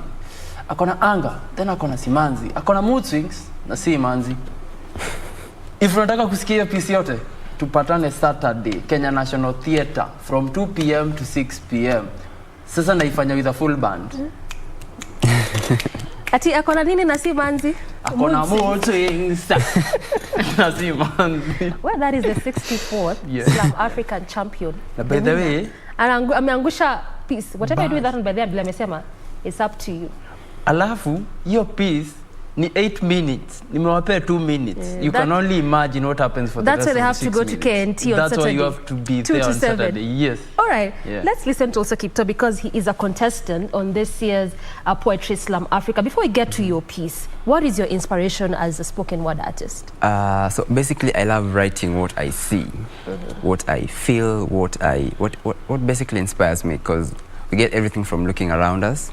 So most of the pieces I write, mostly they either tell stories or I just tell you a deeper perspective of something that we basically observe. Because most people just see stuff, but they don't, actually see stuff. I don't know if you get what I'm saying. So they see like with their naked eyes. Yeah. They don't see with their inner eyes. So I try to make them see deeper. Like, they see beyond what they can see. See what? Yeah. Just you can look at a picture of Mona Lisa and just be like, that's a beautiful picture. But I'll try to make you see, deeper than that Mona Lisa, her thoughts, her words, what she's looking at, the whole thing. Yes. Okay. Make us see deeper then. Drop something. Okay, so I'm about to serve you a slice of greatness. How about to see those hands up? Hands up for all who die through the night fighting for what is right. Hands up for zile familia hulala njaa juu breadwinner had their last breath in Somalia. Hawezi afford a KDF, it's their right. Hands up kama unasumbuliwa na landlord juu uko landless and you have no might. Hands up kama unasumbuliwa na landlord tena juu uko landless and you have no might. Come on, I'll just highlight your plight. Now hands up for our poor IDPs. Hands up for our DP. Hands up kona tuchocha na filters kwa DP. Hands up for those ladies with crop tops. Hands up for wale vijana wana tarmac na si contractors. Hands up for those cops forced to take bribes because they just have to feed a bride. It's not that their actions are justified, but last time I checked, justice still is just another word, and family is no longer an F word. Hands up, watch my tears drop. For ule mtoi alikuwa conductor instead ya star yet he was destined for this stage. Hands up if Mufasa's pieces have snapped you back to reality and you feel the sorrow in my rage. Hands up if I'm coming out so raw at my young age. Hands up if I should stop wasting time on this stage. I'm guessing there's no hands up. So hands up kona feel car target ile design society na kulenga. Hands up kama daily ukihustle CBD ni makanjo tu wanakulenga. Hands up kama una feel ni kama crash na kucheza. Hands up kama society mazee imekulenga. Hands up, get down on your knees, tell the Lord of your plight. Hands up, tell the Lord the world is not right. It's not right. It's hard to see these small coffins being made. It's not right. It's not right to watch our sisters being stripped by the moral police. It's not right to see our brothers walking with dead dreams. It's not right. Maybe that's the reason why wanava Air Max na high heels ndo at least wakaribie Mungu. Maybe that's why wanapenda kulala cause kuface reality ni so tough. Usingizi ni kama drug. Maybe they have no shoulders to lean on. That's why kwa streets wakipatana ni kupigana tu mahug. Now hands up. Shoot me if I'm wrong or snap if I'm right. Thank you. In poetry, we don't do this. We do this. We do this, yes. But what's with the rhyme and just the flow? I realize that it's actually, you know, a thing. Is it like a thing in spoken word, or is just part of when you're composing your pieces? You just have to have that. Let me get your thought, Kipto, then I'll get yours. I guess it just comes. I don't know. It just write it, and then it just has a certain flow to it. Okay. So there's a way you write with. Personally, for me, I write with, you know, how I feel. But then there's the other aspect of, you know, poetry in the books. Now, you know, just bring the rhymes in to bring the flow and everything. Yeah. All right. Is it like the same for you? We've got a different concept. Me naweza sema hivi, first of all, that's the only difference ya sisi na mtu akisoma speech. Okay. You spoken word basically ni spoken word unaongea, yeah? Unaongea, but when ni poet at the same time you have to be crafty with your words, you have to be crafty na venye unazisema. So ukikosa kuweka hiyo rhythm, ukikosa kuweka hizo rhymes pale, ukikosa kuweka hiyo flow, unaongea tu. Yeah? And ukiongea tu you can't talk for 5 continuous minutes bila kupoteza attention ya mtu. But if I talk for 1 minute, flow for 1 minute, give you a rhythm for another 1 minute, and then nikuwe craft with my words for another 1 minute.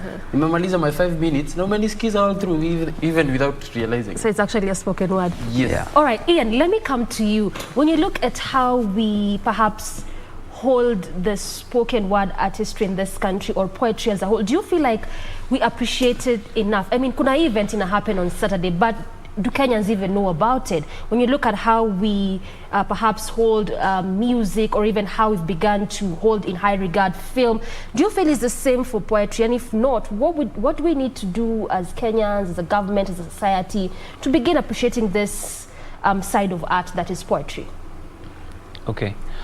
So for me, in my experience, sometimes I would find myself in festivals and events in other places, and you would have conversations with the people who have come, who are in attendance, and they'd be like, we applied to the government and they gave us the grant because as cultural actors pushing or purveyors of art from that particular country, so they got support to be able to travel and take their cultures to these different places. This is something we have not necessarily seen here, and it's something that we would really love to see, because the art is really, really rich. Spoken word in itself is able to communicate people's deepest fears, you know, people's celebration of, you know, milestones and stuff. It is one of those art forms that can be able to communicate beyond what music can do, and also what other forms of art can be able to do. Over the years, I have noticed that there's been a tremendous improvement in terms of like the content that is coming out, and also the way spoken word in general is treated. In the beginning, you'd have spoken word artists being put in the middle of events as fillers. They just show up, and then because you need someone to be able to give you that interlude, you put in a poet to do their 2-minute piece, and then they move on. But right now, we have gotten to a point where we are seeing poets headline events. Sometimes they are on the same stage and on the same platforms with like major artists, and you will see them hold their own, or even sometimes upstage them, which is something that I feel is good for the art form. And the growth in itself is able to just give people more, because even in schools you used to have a lot of people have very negative perception and very negative attitude towards poetry in general. If you ask anyone, they will tell you poetry tortured them in high school. So we are changing that by just getting people to appreciate it more. Of course, we've had events where we've had like 1,000 people show up, 700, 500, 300. And sometimes we've had double shows, you know, on the same thing, which is something we used to see only with theater. So we're just hoping we can be able to get even bigger venues, because sometimes you are limited by the venue, so you just do an event to the scale that is possible. But with more support and also with bigger spaces, I am sure we'll be able to push this art form to levels that will be of benefit to the purveyors and practitioners of the art form. All right, well said. And very, very quickly, since we're out of time, when is this event happening, what time and where? All right, so the event is happening on Saturday from 2 p.m. to 6 p.m. at the Kenya National Theatre. It's going to see artists come from different countries within the region. We have South Sudan, we have Uganda, we have Tanzania represented, we have Mozambique, Zimbabwe, and of course Kenya. So it's going to be a celebration of the spoken word poetry art form, and we hope to see all of you there for the event. Okay, well said, well said. So I have been speaking to Ian Gwagi, who is the organizer of the Poetry Slam Africa, just as is mentioned, it's taking place this Saturday at KNT. I've also been speaking to Moses Kipto. He is one of the contestants of this year's Slam Africa 2022, as well as Timo GK, who is the 64th winner of the Poetry Slam Africa event, which happened last year. So this has just been a conversation about poetry, the art, trying to understand what we can do as a country, community, society, and even from a larger perspective when it comes to appreciating this side of art that is poetry. Many thanks for making time, but Good Morning Kenya is not yet done. Steph is coming in up next with another interesting conversation, so stay put. I'm Doreen Arange Okello. Good morning.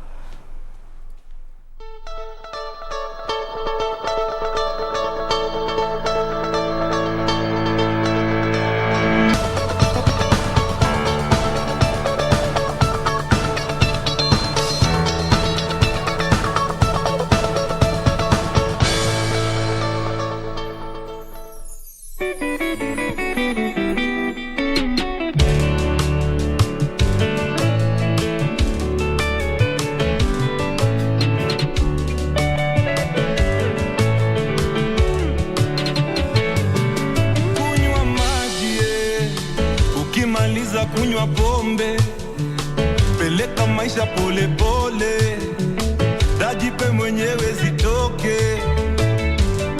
Kunywa maji, ukimaliza kunywa pombe, peleka maisha pole pole, dajipe mwenyewe zitoke. Songa ugali, foundation weka ya samaki, katikati ya Januari, kula ukasirishe kamati. Twanga ugali, foundation weka ya samaki, katikati ya Januari, haribu jina jenga mwili. Ayoyo aroro, fungwa batoni ya shati mikugabako, fungwa pia mushipi ya chili ya tumbo, usiogope kukula jasho yako mama. Aroro, niko na size yangu ya ni 4x4, katoto malisa vi better than before, pesa sabuni na inaniosha roho. Apani mbwembwe, apana leta shida pani mbwembwe, apana leta vita pani mbwembwe, na ukileta ngori ngumi pweze. Apani mbwembwe, apani mbwe, weta mbili mbili, apani mbwembwe, wawili wawili leo ni mbwembwe, aroro na biene meni mbwembwe, apani mbwembwe. Piga kazi kulima sichagui jembe, mzigo wangu wacha ni bebe, jipange ama tukupange. Washa kitu shetani ya hepe, si alijileta mwenyewe. Hapa ni shangwe tuna mbwembwe, hapa ni mbwembwe.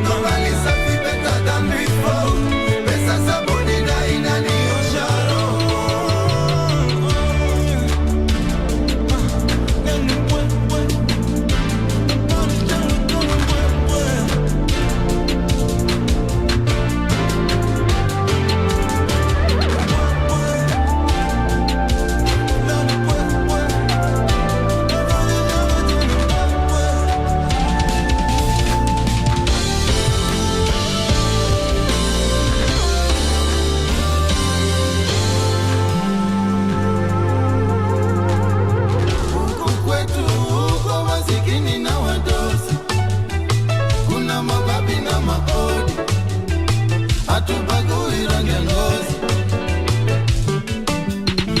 Location yetu badilishe location. Pesa ni nyingi pombe toshi, na kumenza kunuka moshi.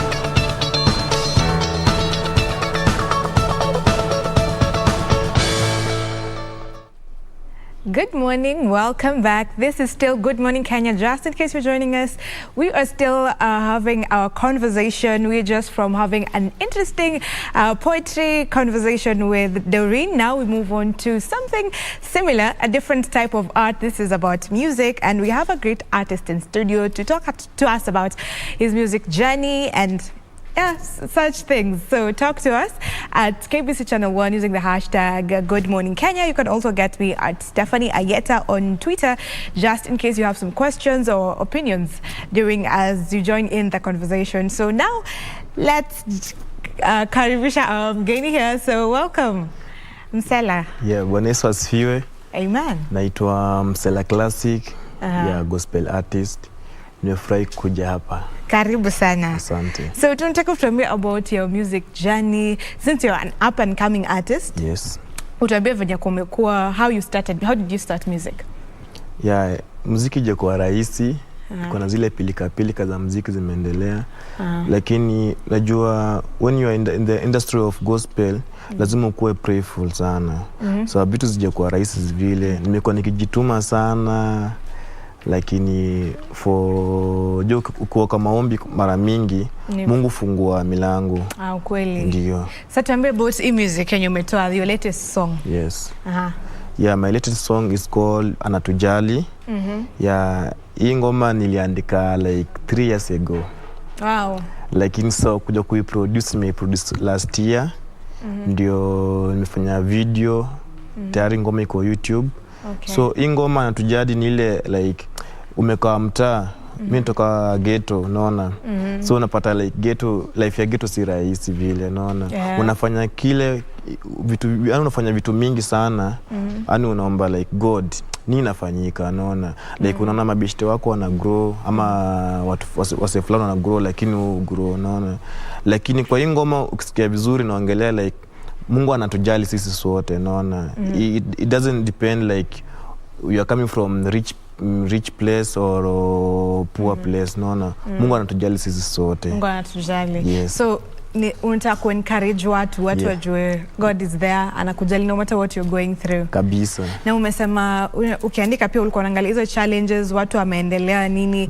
So inaweza kuwa one of the challenges kama gospel musicians because tumeona many times people start from gospel afu wanaenda secular. Yes. So do you think this is one of the challenges ama what are the reasons according to wewe? Kimimi na tofauti sababu huwezi jua mbona mtu ametoka kutoka gospel ameenda secular. Sababu mara mingi kuuliza hao artist wanakuelezanga different situation huwa wanapitia ground, unaona.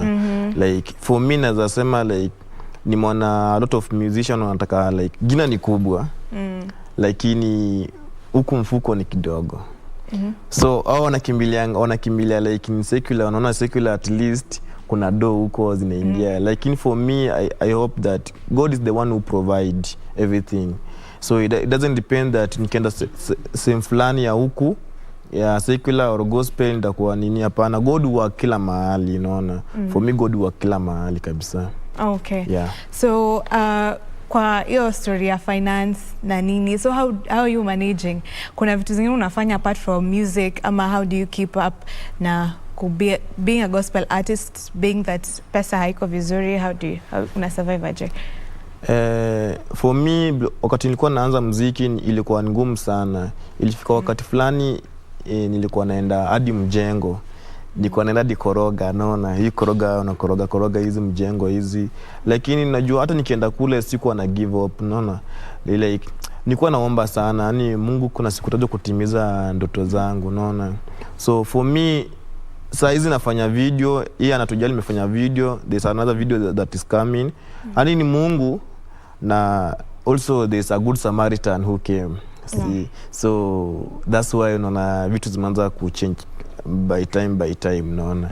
Okay. Yeah. So impact gani unataka music yako live to the people? What impact do you want your music to have?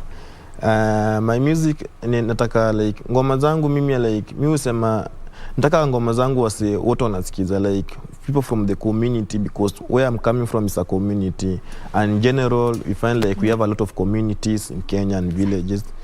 So ani ngoma zangu zifike kila mtu na zikuwe touching vitu kama hiyo. That's why naongelea story ya mtaa, vitu mingi naongelea vitu zinapeni kwa mtaa.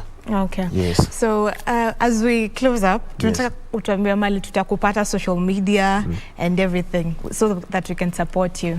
So on Facebook unapatikana kama Msela Classic, Instagram Msela Classic. Yeah, hizo ndio utanipata hapo. So na also na big up kwa fans wangu wote, na producer wangu anaitwa Augustine.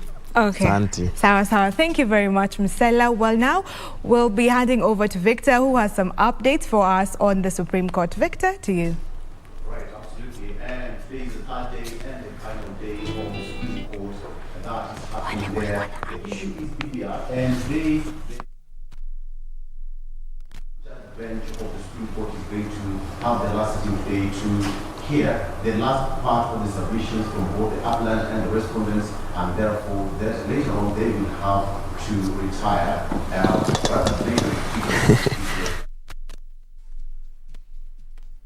Pictures there from the Supreme Court, and anytime from now we go. Yes, happening right now at the Supreme Court. The judges seated. Ladies and gentlemen, and the Supreme Court for the hearing of petition number 12 of 2021 as consolidated with petitions 11 and 13 of 2021, the Honorable Attorney General and two others versus David D. and others. The Honorable Lady Chief Justice will preside.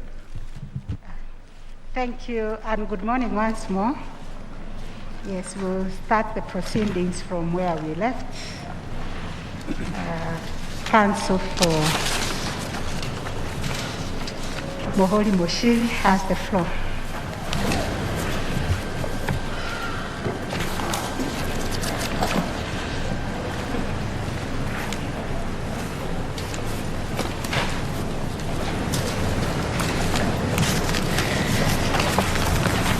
Chief Justice, Deputy Chief Justice, and the Justices of the Supreme Court, my name is Kalabin Kituku. I appear for the 24th respondent, Muslims for Human Rights, Mohori. In opposing the appeal, Mohori has filed grounds of objection dated the 18th of October 2021. We have also filed submissions dated the 21st of December 2021. Bundles of authority dated the same date and a case digest, as well as a supplementary list of authorities dated the 17th of January 2022. I would like first to say that we concur with the submissions made by the first to the fifth respondent and associate ourselves fully with them, as well as the submissions made by the 7th to the 9th respondent in the appeals. Chief Justice, Deputy Chief Justice, the Justices of this court, in its petition in the High Court, the 24th respondent specifically challenged the actions of the IBC to receive the BBI draft bill, the supporting signatures therein, as well as the processes of verifying those signatures and certifying that the bill was supported by 1 million registered voters. in violation of the Constitution, and particularly Article 257, 4 and 5 of the Constitution, as well as Article 10, Article 82, and Article 88 of the Constitution. On grounds, number one, that the IBC could not have properly, lawfully, sufficiently, and satisfactorily discharged its mandate under Article 257, 4 and 5 without a valid and lawful legal framework to regulate its activities on those processes. The High Court, in its judgment, found in favor of Muhuri on this ground and issued a declaration that in the absence of a legal framework to govern the processes of collection of signatures and verification of signatures, and IBC could not undertake its mandate satisfactorily. Similarly, on appeal in the Court of Appeal, the Court of Appeal upheld this finding of the High Court. The second issue in the Muhuri petition in the High Court was that in the absence of a legal framework, the administrative procedures that IBC and developed for the purposes of the verification of signatures was invalid on two reasons. The first reason being that those procedures were enacted without the requisite quorum, and number two, they were in violation of the Statutory Instruments Act. Again, the High Court upheld Muhuri's submissions on that and found in its favor and issued an order to that effect. The Court of Appeal also agreed with Muhuri and affirmed the High Court findings. Importantly, none of the appellants in this court, not the Attorney General, not the IBC, has appealed against these findings.